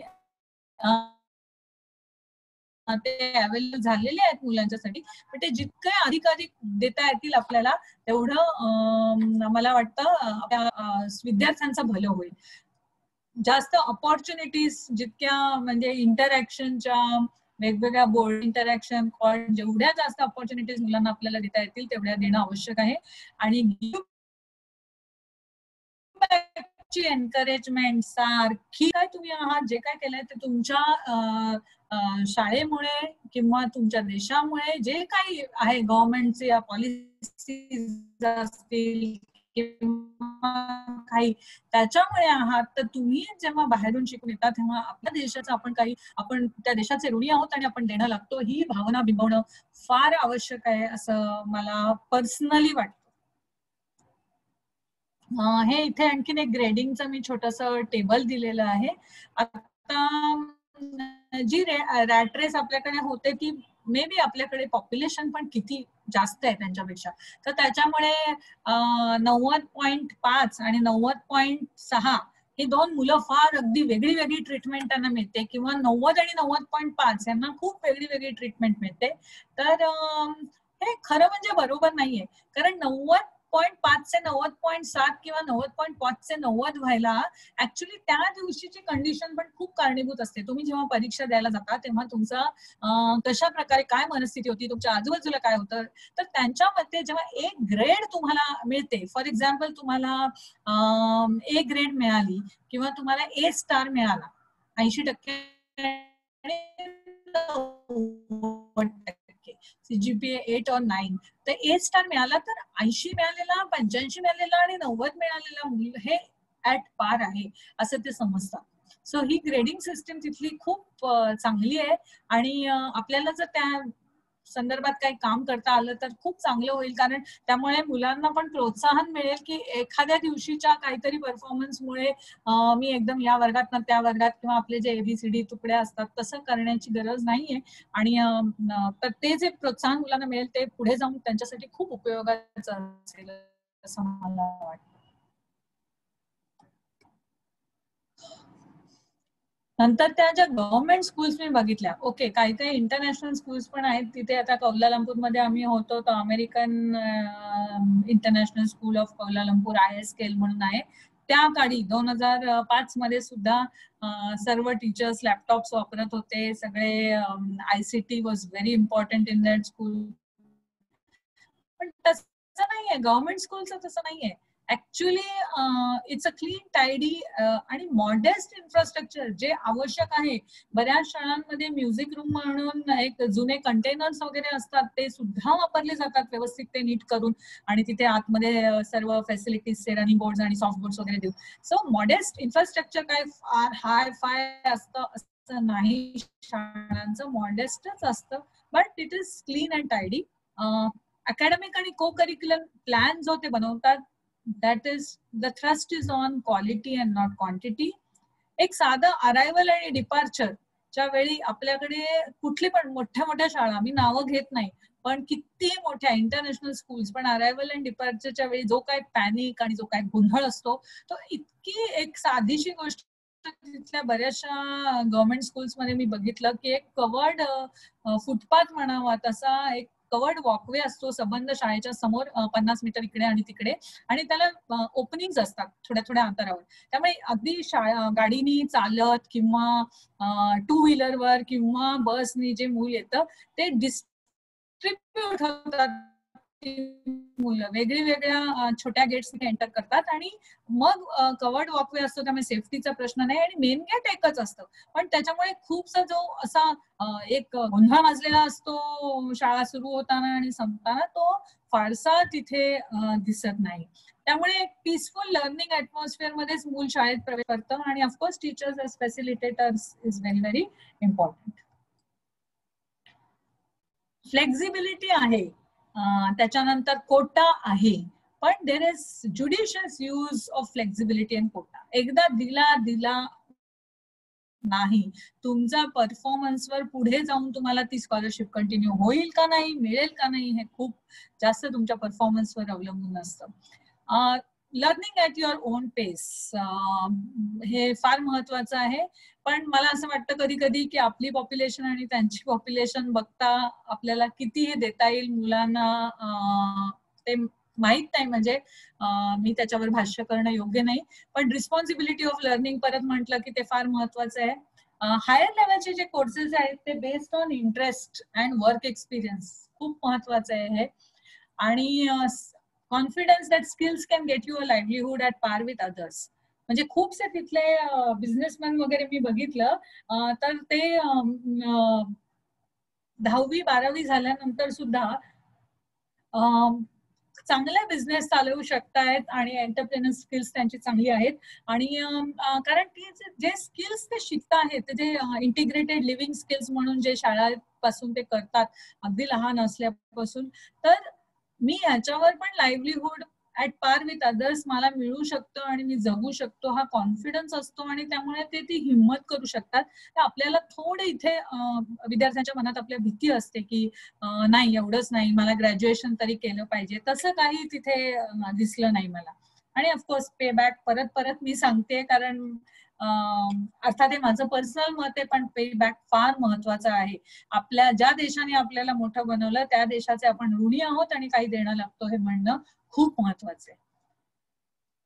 ऑफकोर्स सगळं as I said not everything is हँकी डोरी, तर आपल्याकडून पण खूप काही शिकण्यासारखं आहे.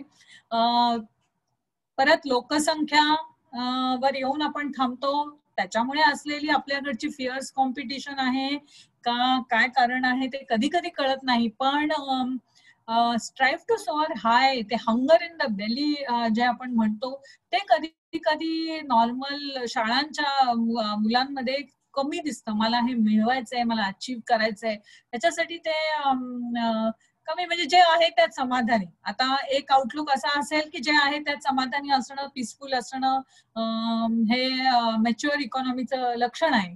पण त्यांनाही शेवटी ते डेव्हलपिंग कंट्री आहे, डेव्हलपिंग करून डेव्हलप कडे जायचं असेल तर त्यांनाही ती हंगर इन द बेली असणं आवश्यक आहे. तर ती आपली जी इंडियन मुलं तिकडे आहेत ती खूप वर्षापूर्वी गेलेले 3री 4थी जनरेशन असलेले, पण काहीतरी म्हणजे ते शनिवार रविवारी जाऊन आपल्या टेम्पल्स मध्ये जे क्लासेस चालतात तिकडे जाऊन ते गीता शिकतील, हे करतील, म्हणजे ऍडिशनल खूप काही करत असतात. ती ही मुलं करताना तितकीशी दिसत नाही. अर्थात काही मुलं करतात पण तितकीशी दिसत नाही, म्हणजे ते तसं वातावरण नाही. नंतर टीचर्सचा आउटलुक म्हटलं ना तर मला खूप छान तिथे अनुभव आला की तिथे कसं असायचं की ओके कॉलेज संपलं, शाळा संपली, बस मग मुलांचा आणि शिक्षकांचा काही संबंध नाही. पण त्यात आपले जे इंडियन टीचर्स आहेत they go beyond the call of duty. खूप म्हणजे त्या मुलांना आपल्या मुलांसारखं मानणं हा जो आपल्याकडे दिसतो कॉन्सेप्ट तो तिथे फारसा दिसत नाही. So teacher touching the heart, म्हणजे माझे काही स्टुडंट्स मला फोन करून वगैरे कधी कधी सांगायचे मॅम घरी भांडण चाललंय, मला कॉन्सन्ट्रेट नाही करता येते, मग हे होमवर्क मी कसं संपव. हे एक रिलेशन जे आपल्याकडे निर्माण होतं शिक्षक आणि विद्यार्थ्यांमध्ये ते तितकं असं तिथे दिसत नाही. आणि लुक आउट जे मी म्हटलंय, परत मी काय खूप मोठी नाही कोणावर हे कमेंट करण्यासारखी, पण खूप असं मला म्हणजे खूप छान वाटायचं ऐकून की त्यांना त्यांच्या तेव्हा प्राईम मिनिस्टर होते डॉक्टर महातीर मोहम्मद, अगदी ते नॉर्थ पोलला गेले, साऊथ पोलला गेले, अंटार्क्टिकाला गेले, हे ते सगळं म्हणजे ती न्यूज व्हायची अगदी. आणि त्याचं खूप महत्व त्या लोकांना होतं की आपले जे करतायत प्राईम मिनिस्टर ते सगळं योग्य करतायत. आणि ते थोडंसं जे लुक आउट जे आपण म्हणतो की आउट ऑफ युअर सर्कल ते थोडं कमी दिसतं. म्हणजे ही खूप चांगली गोष्ट आहे की आपल्या देशाचा अभिमान असावा, पण बाहेर काय चाललंय हे पण बघण्याची गरज असते. And specially when you want to be a developed nation from a developing nation. Innovations फार कमी होतात तिकडे, फार कमी होतात. आणि blind faith and religious beliefs जे काही आहेत ते वरून जरी दिसत नसलं की खूप मॉडर्न देश आहे. आणि आपल्याला इवन रात्री 12 वाजता सुद्धा टोल जंक्शनवर आपल्याला मुलगी दिसू शकते टोल नाक्यावर, जी आपल्याकडे मला तरी अजून दिसलेली नाहीये. तर टोल नाक्यावर मुली असतात, त्यांच्या सेफ्टीची पूर्ण काळजी, म्हणजे त्यांना भीती वाटत नाही ते काम करायला. किंवा रात्री 10-10, 11-11 वाजता सुपर मार्केट्स बंद होतात त्यानंतर ते. पण equality in true letter and spirit म्हणतो ती नाहीये. म्हणून मी आपल्या या women scientist from India Tessy Thomas आहेत, त्यानंतर मुथैया वंतिका आहेत, ह्या सगळ्या व्हायरोलॉजिस्ट ज्या आहेत आपल्या मिसेस कम यांचं मी मुद्दाहून हा फोटो टाकला इथे की आपल्याकडे बऱ्यापैकी इक्वॅलिटी इन ट्रू, मी तरी 100% नाहीये, आपल्या मेट्रो सिटीज मध्ये दिसते, गावात गेल्यावरती दिसतेच असं नाही, पण तरी पण we are moving towards equality in true letter and spirit. ती तिथे फारशी दिसत नाही. म्हणजे सुपरफिशियल इक्वॅलिटी दिसते, जसं टोल नाक्यावर मुली दिसतात तुम्हाला, पण त्याच्या पलीकडे नाही. आणि आज जाऊन कारण बघितलं तर, कारण मी राहत होते तिथे आजूबाजूला माझ्या सगळे मलय लोक राहायचे, त्यांच्या रिलिजनने जी त्यांना 4 लग्न करण्याची किंवा काय परमिशन दिली आहे, त्यामुळे बायका जरा थोड्या इन्सिक्युअर असतात तिथे. आणि that must be passing on to the next generation. मी कॉन्फिडन्सली हे म्हणू शकत नाही, कारण हे प्रूव्ह करायला माझ्याकडे काही प्रूफ नाहीये, एव्हिडन्स नाहीये, पण असं थोडस अंडरकरंट सारखा मला जाणवला.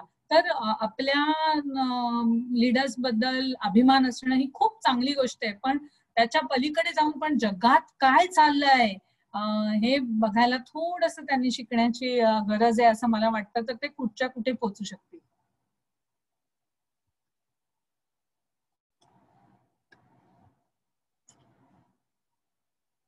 Thank you so much. Terima kasih is the word used in Malay to say thank you, so which means thank you. So thank you so much सगळ्यांनी पेशंटली ऐकून घेतल्याबद्दल. आणि माझे जे काय अनुभव होते ते मला आपल्याबरोबर शेअर करण्याची संधी दिल्याबद्दल मी परत एकदा डॉक्टर वसंत कारपंडे सरांचे आभार मानते, बसंती रॉय मॅडमचे आभार मानते, आणि सूर्यवंशी सर पण कायम टच मध्ये असतात. काही नवीन केलं तर त्यांना त्याचा खूप अभिमान वाटतो. सगळ्यांचे आभार. Rima Kasi. Thank you. Can I stop sharing now? हो मॅडम, धन्यवाद. काही प्रश्न आलेले आहेत. सर्वप्रथम मॅडम शेअरिंग बंद करा पहिलं. शेअरिंग बंद करा. Okay, thank you. फेसबुकवरचा हा प्रश्न आहे. श्रीमती अपर्णा लळिंकर यांनी विचारलाय, विद्यार्थ्यामधील अकॅडमिक परफॉर्मन्स किंवा एक्स्ट्रा करिक्युलर ऍक्टिव्हिटीज मधला परफॉर्मन्स इतर फॅक्टर्सवरही अवलंबून असतो. समजा एखाद्या मुलाला सुपर क्लास मध्ये घेतला आहे आणि दुसऱ्या मुलाला नॉर्मल क्लासमध्ये घेतलं आहे आणि 2 वर्षांनी त्यांच्या अकॅडमिक परफॉर्मन्स मध्ये बदल झाला, तर नॉर्मल मधून त्या विद्यार्थ्याला सुपर क्लासमध्ये घेऊ शकतात का? किंवा सुपर क्लास मधील विद्यार्थ्यांचा परफॉर्मन्स कमी झाला तर त्याला नॉर्मल क्लासमध्ये टाकतात का? हो, हा त्यांचा प्रश्न आहे. सुपर क्लास मधून नॉर्मल फार कमी वेळा दिसलंय असं, पण बाकीच्या डिव्हिजन्स मधून सुपर क्लास मध्ये कधी कधी मुलं स्वतःहूनच, मी म्हणते ना, जी रिस्पॉन्सिबिलिटी ऑफ लर्निंग आहे ते स्वतःहूनच म्हणतात की मला नाही हे जमत आहे, तर मी दुसऱ्या वर्गात जातो. आणि नॉर्मल क्लास मधली मुलांना सुपर क्लास मध्ये येण्याची इच्छा असलेले मुलांचा परफॉर्मन्स पाहून त्यांना तिथे शिफ्ट केलं जातं. ओके, धन्यवाद मॅडम. पुन्हा माधव सूर्यवंशी सरांनी विचारलेला आहे, मलेशियन शिक्षण पद्धतीतून भारतीयांनी कोणत्या गोष्टी घ्यायला हव्यात? त्यांच्या ज्या रेग्युलेटरी बॉडीज आहेत, गव्हर्नमेंट रेग्युलेटरी बॉडीज, त्याच्यातलं कोऑर्डिनेशन जे असतं ते फार महत्वाचं आहे.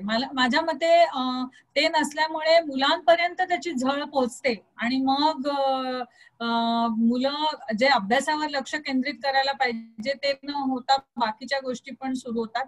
तर तसं होण्यासाठी एक तर, आणि प्राथमिक शिक्षण कंपल्सरीच आहे त्यांच्याकडे कंपल्सरी गेलंच पाहिजे शाळेमध्ये. तुम्ही मलय शाळेत जा, नाही तर चायनीज शाळेत जा, नाही तर तामिळ शाळेत जा, पण तुम्ही शाळेत जाणं हे आवश्यक आहे.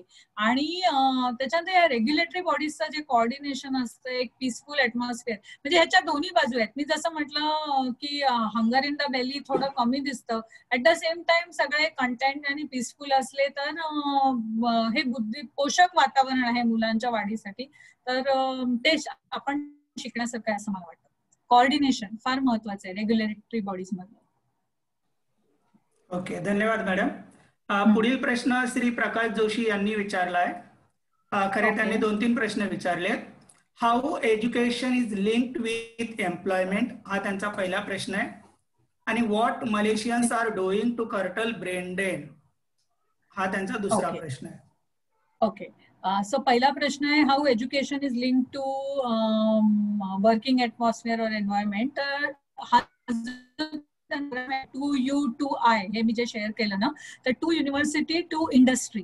तर युनिव्हर्सिटीमध्ये वर्कफोर्स एक चांगला करण्यासाठी खूप मनापासून तिथे प्रयत्न केला जातो आणि त्यामुळे युनिव्हर्सिटीमध्ये जे कोर्सेस मुलं करत असतात त्यातले 55% वेळ, हे स्टॅटिस्टिक्स आपल्याकडे अवेलेबल आहे, ते 55% वेळ हा इंडस्ट्रीशी रिलेटेड प्रोजेक्ट्सवर घालतात.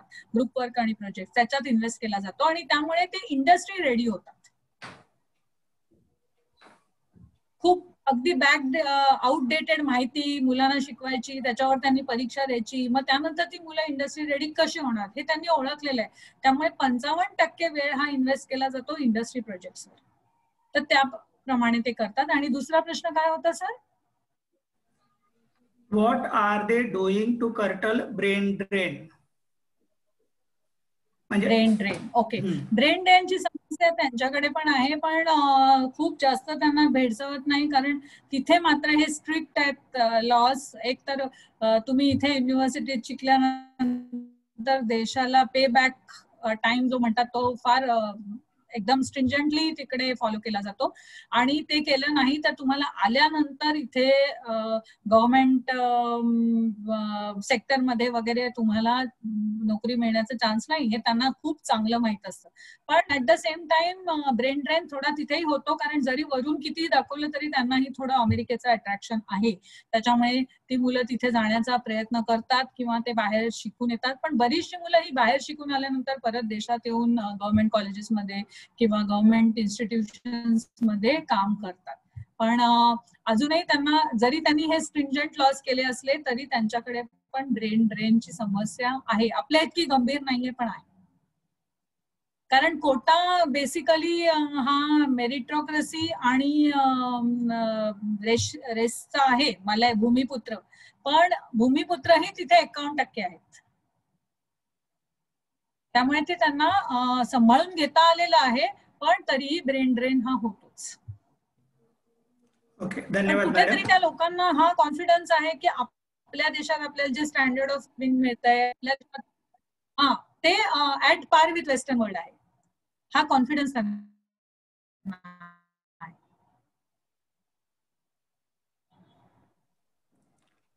धन्यवाद. पुढील प्रश्न जयवंत कुलकर्णी यांनी विचारलाय आणि जवळपास असाच प्रश्न ऐनुल अत्तार यांनी विचारलेला आहे.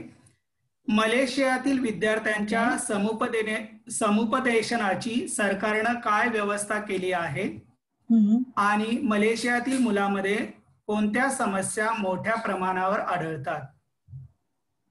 ओके, आता कोणत्या समस्या मोठ्या प्रमाणावर आढळतात त्यातलं मी तुम्हाला इंटरनॅशनल स्कूलचं तिथे मी काम केलं तिथलं उदाहरण देते.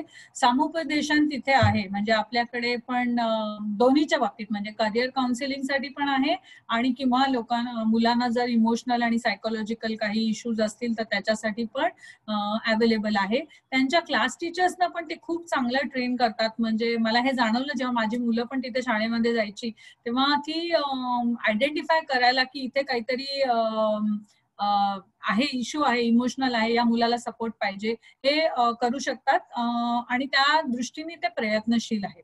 आणि दुसरा प्रश्न करिअर काउन्सिलिंगचा आला तर ते त्यांच्याकडच्या जे चेक पॉइंट्स आहेत ते अतिशय व्यवस्थित आहेत. म्हणजे जसे असेसमेंट मागच्या वेळे शिरीन कुलकर्णी मॅम आणि सरांनी जे सांगितलं की मी ह्याची असेसमेंट घेणार आहे कारण मी हे शिकवलंय असं नाही, माझ्या मुलांना काय कळलं आहे त्याप्रमाणे असेसमेंट घेणं हे ते महत्वाचं समजतात आणि मग त्यावरून त्यांना मुलांना करिअर काउन्सिलिंग करता येतं. आणि मेन समस्या दुसरी मी जे म्हटलं की तिथे हा जो अंडरकरंट असतो कारण त्यांच्या धर्मामध्ये त्यांना 2 लग्न करायला अलाउड आहे किंवा खूपशा पुरुषांचा म्हणजे अगदी एज्युकेटेड आणि चांगले पण बायका इन्सिक्युअर असतात आणि बऱ्याच ठिकाणी हे half brother half sister fee भरायची का नाही, अर्थात primary education is completely government subsidise असतं पण पुढच्या एज्युकेशनसाठी बऱ्याच वेळा म्हणजे इव्हन इंटरनॅशनल शाळांमध्ये मी बघितलं की हा महिना वडिलांनी फी भरण्याचा आहे, पुढचा महिना आईनी फी भरण्याचा आहे, मग आई फी भरतच नाही, मग शाळेकडून फोन जातो, मग वडील म्हणतात की हा आईचा म्हणजे आईला भरायची होती या महिन्यात फी. तर ह्या अशा प्रकारचे इश्यूज त्यांच्याकडे जास्त आपल्याला दिसतात. ओके, धन्यवाद मॅडम. पुढील प्रश्न अजय काळे सरांनी विचारलाय. मलेशियातील वर्ग व्यवस्था व मूल्यमापन पद्धती कशी आहे? ओके, वर्ग व्यवस्था साधारण मी सांगितलं तसं 39 मुलं किंवा 36 मुलं तशीच असतात आणि मूल्यमापन 3 चेक पॉइंट्स त्यांच्याकडे आहेत आणि जनरली 9 विषय हे साधारण मुलं हे आपली 10वी म्हणजे त्यांची 11वी जी आहे तिथे घेतात.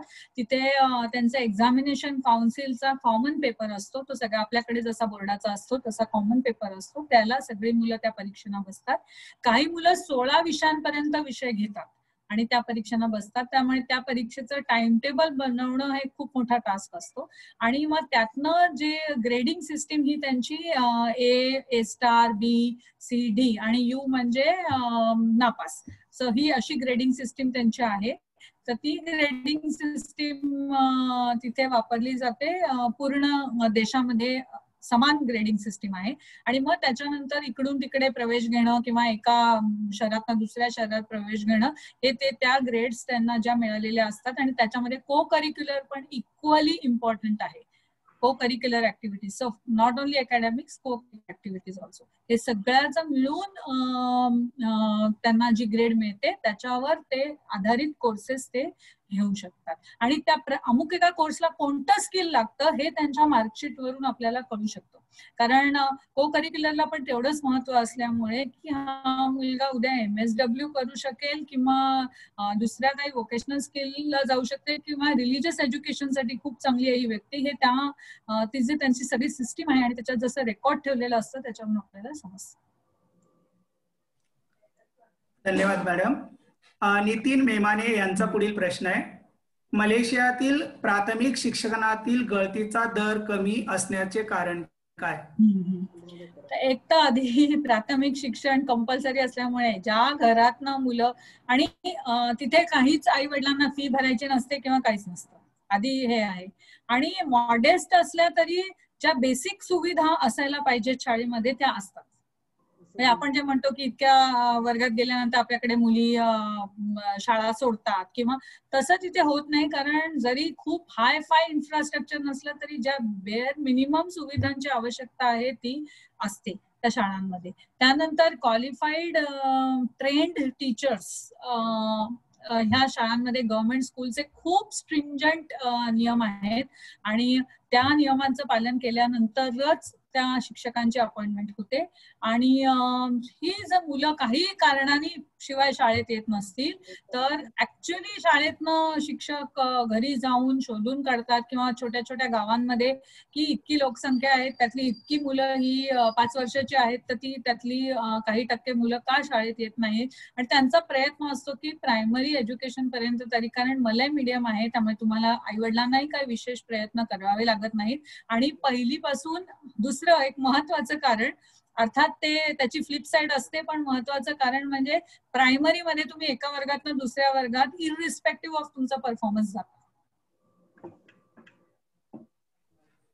ओके, धन्यवाद मॅडम. तुम्ही पास व्हा नापास व्हा पण तुम्ही तिसरीतनं चौथीत, चौथीतनं पाचवीत जाता. फक्त आधी एक सिस्टीम होती की तिसरीत परीक्षा असायची, त्यात तुम्ही खूप चांगल्या मार्कांनी जर उत्तम कौशल्य तुमचं दिसलं त्याच्यामध्ये तर मग तुम्हाला चौथी पाचवी स्किप करून सेकंडरीत ऍडमिशन घेता यायची, पण आता ती परीक्षा नाही. पुढील प्रश्न कविता कर्वे यांनी विचारलाय. Pre school is up to 5 years and school is 7 years. So what do the students do for that 1 year? नाही, गव्हर्नमेंट स्कूल मध्ये pre school is up to 6 years. 4, 5, 6 is government. म्हणजे आपल्याकडे नर्सरीत जी 2.5-3 वर्षाची मुलं येतात तिथे 4 वर्ष पूर्ण जातात. पण प्रायव्हेट शाळा किंवा सेमी गव्हर्नमेंट, सेमी एडेड ज्या शाळा आहेत तिथे 4 to 6 असतं, तिथे 3 to 5 असतं आणि म्हणून 6व्या वर्षी मध्ये पहिलीच जातात. ओके, मला वाटतं त्यांच्या शंकांचं निरसन झालं असेल. या पुढील प्रश्न हेरम कुलकर्णी सरांनी विचारला आहे. During 2014-15, there were many news in the education world about smart school qualification standards based on the star rating. How was the implementation of SSQS on the ground? Any examples would be helpful. Okay, sir मला याच्यासाठी थोडा अजून research करावा लागेल, कारण 14-15 I was not there आणि actually they have implemented it well is what I have come to know. पण actual implementation खरंच व्यवस्थित झालंय का नाही याच्यासाठी मी माहिती काढून आपल्याला नक्की कॉन्टॅक्ट करून ईमेल पाठवेन. पुढील प्रश्न सुदाम कुंभार सरांचा आहे. अपेक्षित अध्ययन कौशल्य प्राप्त न केल्यास पुनर्परीक्षा आहे का? हो, देता येते आणि तुम्हाला त्याप्रमाणे एक टर्म डिफर करून पुढच्या वर्षी प्रवेश घेता येतो. धन्यवाद. आणि शेवटचा प्रश्न आहे, अजून एक नमूद करावं असं वाटेल मला की अध्ययन कौशल्य तुम्ही जे म्हणताय तर तिथे काय आहे की प्रत्येक पुढच्या वर्गासाठी किती तुम्हाला किती बीस पाहिजेत, किती सीस पाहिजेत, 3 विषयात पाहिजेत, 4 विषयात पाहिजेत ते ठरलेलं आहे. त्याच्यामुळे असं होऊ शकतं की मी समजा 9 किंवा 10 विषय घेतले असले किंवा 11 विषय घेतले असले आणि त्यातल्या 2 विषयांमध्ये मला एकदम खालची ग्रेड मिळालेली आहे, C+ मिळालेला आहे, पण उरलेल्या 3-4 विषयांमध्ये मला चांगले मिळालेलं आहे कारण त्या विषयात माझी प्रगती चांगली आहे, तर मी पुढे जाऊन त्या विषयातलं शिक्षण घेऊ शकते. आणि मला परत री एक्झाम द्यायची असेल तर मला हे चालू असताना पण मी देऊ शकते. धन्यवाद मॅडम. शेवटचा प्रश्न आहे, मंदार सुतार सरांनी विचारलाय. Is the child's progress tracked till the child enters the job industry? No, not till job industry. Secondary स्कूलची प्रोग्रेस एकत्र ट्रॅक केली जाते 11वीतनं बाहेर पडेल तोपर्यंत. मग 12वी आणि 13वी जे त्यांचं प्री युनिव्हर्सिटी असतं त्याची ट्रॅक केली जाते, पण ती लिंक केली जाते 11वीला, कारण 9वी नंतर त्यांचा जो चेक ठरवलं जातं की अकॅडमिक मध्ये जाणार मूल, रिलिजियस स्टडीजला जाणार का वोकेशनल आणि स्किलला जाणार. आणि युनिव्हर्सिटीत एकदा गेल्यानंतर मग हा संबंध राहत नाही. पण जर एखाद्या मुलाने काही कारणाने 12वी नंतर शिक्षण सोडून जर तो नोकरी करायला लागला तर नोकरीत त्याचा परफॉर्मन्स कसा आहे 4 वर्षाचा ते ट्रॅक करून त्याला युनिव्हर्सिटी कोर्सला ऍडमिशन मिळते. अगदी बाहेर पडेस तोपर्यंत ट्रॅक होत नाही, ती आपल्यासारखीच आहे.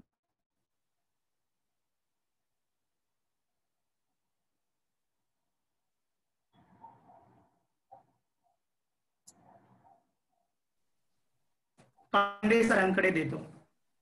पांडे सर. ओके ओके, एकच मिनिट. सर मी माझा व्हिडिओ बंद करू का? राहू द्या. हा एकच मिनिट.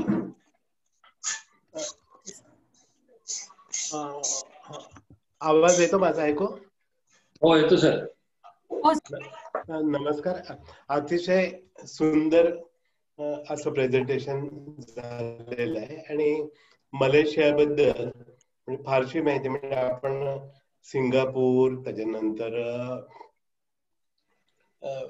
फिनलंड, नंतर अमेरिकेच्या शिक्षण पद्धतीबद्दल ऐकतो, जर्मनीच्या, युकेच्या, पण मलेशियाबद्दल फारशी माहिती नसते आणि ती माहिती आज डॉक्टर मधुरा फडके यांनी आपल्याला दिलेली आहे. आणि मी फेसबुकवरच्या कमेंट्स पाहिल्या, इथल्या कमेंट्स पाहिल्या आणि सगळ्यांना खूपच आवडलेलं आहे.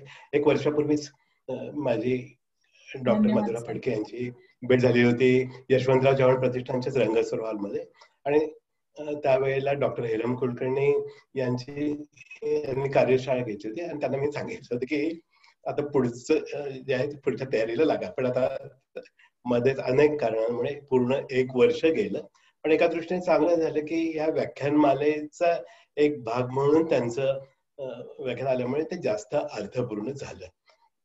या अतिशय सुंदर प्रेझेंटेशन नंतर आपण नक्की काय घेऊ शकू, तर मला असं वाटतं की आपण अजून 12 देशांबद्दल ऐकणार आहोत, समजून घेणार आहोत तिथल्या पद्धती काय आहेत आणि त्याच्यानंतर आपण एक कन्क्लुडिंग सेशननी विचार करू की ते घ्यायचं की या 12 सगळ्या 14 देशांकडून काय काय आपल्याला शिकता येण्यासारखं आहे, काय गोष्टी घ्याव्या, कुठल्या घेता येतील, कुठल्या घेता येणार नाहीत, याच्याबद्दल चर्चा करायला हरकत नाही. ते शेवटचं सेशन असेल आपलं, मार्चच्या शेवटच्या आठवड्यात 27 तारखेला किंवा एप्रिलच्या पहिल्या शनिवारी. इथे एक मात्र मला गोष्ट खूप आवडली, ती म्हणजे पेबॅक सिस्टीम जे आहे त्याचा विचार करा आपल्याकडे करायला हरकत नाही. दुसरं जे आहे ते जे पॉलिसी जे बदलतात, मला मलेशियाबद्दल जास्त माहिती कशामुळे झाली तर आम्ही सेमी इंग्रजी का आणि कसे हे पुस्तक ज्या वेळेला तयार करत होतो त्यावेळेला मलेशियामध्ये जी पद्धत होती की गणित आणि सायन्स हे इंग्रजीमध्ये शिकवण्याचे आणि त्याच्यावर बऱ्याच रिसर्चेस झालेले आहेत. आणि रिसर्चेस मध्ये म्हणजे बरेच वेळा मला खूप आश्चर्य वाटतं की अगदी स्कॉलर सुद्धा जे कन्क्लुजन्स काढायला लागतात ते खूप म्हणजे उद्दिष्ट काय आपलं आणि करतोय का आपण. त्यांनी कन्क्लुजन बहुतेकांचं असं निघालं की म्हणजे आपण ज्याला सेमी इंग्रजी म्हणतो बायलिंग्वल पद्धतीमुळे मलेशियन विद्यार्थ्यांचं इंग्रजी जे आहे ते पूर्ण इंग्लिश मिडियम मधल्या शिकणाऱ्या शाळांमधल्या मुलांपेक्षा काही चांगलं झालेलं नाही. आता हे इंग्रजी त्यांच्यापेक्षा चांगलं व्हावं किंवा त्यांच्या इतकं चांगलं व्हावं याच्याकरता खरं म्हणजे ही बायलिंग्वल सिस्टीम नाही आहे हे त्यांनी ते लक्षात न घेताच हे बरेचसे अभ्यास झालेले आहेत. आता पुन्हा काहीतरी विचार सुरू आहे असं म्हणतात. आपल्याकडे नवीन पॉलिसीमध्ये 6वी पासून बायलिंग्वलचा पुरस्कार केलेला आहे. महाराष्ट्रामध्ये खूप दिवसांपासून ते सुरूच आहे. आणि मला हे सगळं टाइम टेबल वगैरे वाचताना दिसलं की पारिभाषिक शब्द त्यांनी तसेच ठेवलेले आहे. जसं मॅथमॅटिक्स मॅथमॅटिक, सायन्स, जॉग्रफी हे सगळे विषय, कॉम्प्युटर वगैरे हे सगळे विषय ती नावं जी आहेत ती तशीच ठेवलेली आहे आणि टर्मिनॉलॉजीच्या बाबतीमध्ये सुद्धा तसंच असायची शक्यता आहे. जपानी लोकांबद्दलही म्हणतात की हे पूर्ण मातृभाषेतून शिकवतात बरोबर आहे, पण जापनीज टर्मिनॉलॉजी मध्ये सुद्धा त्यांना झेपतील अशा पद्धतीने उच्चार बदलून इंग्रजी शब्दच घेतलेले आहेत. तर तो एक विचार आपल्याला करता येण्यासारखा आहे. आणि इतर ज्या गोष्टी आहेत त्या कन्क्लुडिंग सेशन आपलं ज्या वेळेला होईल त्यावेळेला आपण तो नक्की करू. अतिशय सुंदर असं प्रेझेंटेशन, सगळ्याच दृष्टीने माहितीपूर्ण होतं, काय त्याचं विश्लेषण होतं आणि स्लाइड सुद्धा अतिशय आकर्षक अशा बनवलं होतं की पूर्ण क्लॅरिटी त्याच्यातून आलेली आहे. तुमचं अगदी मनापासून आभार मानतो. आणि जसं रॉय मॅडमना म्हटलं तसं तुम्ही एवढे मोठे लोक क्षेत्रातले की तुमच्याकडून एक मिळालेलं छोटस सर्टिफिकेट पण कायम स्मरणात राहील असं आहे. आणि कधी मी असं या फोरम मध्ये येऊन प्रेझेंट करू शकेन असं मला कधीच वाटलं नव्हतं. तर त्याबद्दल खूप खूप आभार. खूपच सुंदर झालेलं आहे. इथे या झूम मीटिंग रूम मध्ये आणि फेसबुक लाईव्ह वर जे सदस्य उपस्थित आहेत त्यांचे सुद्धा मी मनापासून आभार मानतो. आणि हा फेसबुक लाईव्ह नंतर आज रात्रीच युट्यूबवर सुद्धा जाईल आणि प्रत्येकाला आपल्या सवडीप्रमाणे पूर्ण 1.5 तास, पावणे 2 तास एकत्र नाही मिळाले तर 15 मिनिटं 20 मिनिटं एकेका वेळेला करून 2दा 3दा 4दा पाहता येईल. आणि हा अनुभव कदाच आता मागचंच मी पाहिलं, म्हणजे आता लेटेस्ट जो झालेला होता मागचा तो फिनलंडचा, तर 950च्या वर व्ह्यूज गेलेले आहे. ते वाढत जातात दरवेळेला आणि अतिशय चांगला प्रतिसाद त्याला मिळतोय. आता पुढचं जो शनिवार आहे 9 तारखेला तो असाच एक की ज्याच्याबद्दल फारशी माहिती आपल्याला नाहीये, तो म्हणजे ओमान. मिडल ईस्ट मधला हा छोटासा देश आहे. त्या ओमानच्या शिक्षण पद्धतीबद्दल तिथेच गेले 8 वर्ष राहणाऱ्या शिवकन्या शशी ते आपल्याला माहिती देतील, त्याचं विश्लेषण करतील. मी पुन्हा एकदा सर्वांचे आभार मानतो. आयनोला आतर मॅडमनी सांगितलं की रोल बदलले, त्यांनी बसंती रॉय त्यांचं काम केलं, बसंती रॉयने माझं केलं आणि मी बरेच वेळा बहुतेकदा माधव सूर्यवंशी हे काम करतात ते त्यांचं केलं. आणि त्यांचं काम घ्यायला एक महत्वाचं कारण असं की माधव सूर्यवंशी यांचं पीएचडीचा थेसिस सबमिट झालेला आहे आणि वायवा 1 आठवड्याभराने. त्यांना मी सांगितलं की सध्या तुम्ही जरा मोकळे राहा, पूर्ण त्याची तयारी करा आणि नंतर मग पुन्हा ऍक्टिव्हली ह्या सगळ्या ह्याच्यावर. तर त्यांना आपण आपल्या या शिक्षण विकास मंच मार्फत शुभेच्छा देऊ की लवकर लवकर डॉक्टर माधव सूर्यवंशी म्हणून त्यांचा उल्लेख करायची संधी आम्हाला तुम्ही द्या. नवीन वर्षाच्या शुभेच्छा सर्वांना दिलेल्या आहेत. पुन्हा मी सर्वांना नवीन वर्षांच्या शुभेच्छा देतो आणि आजचं हे सत्र संपलं असं जाहीर करतो. धन्यवाद.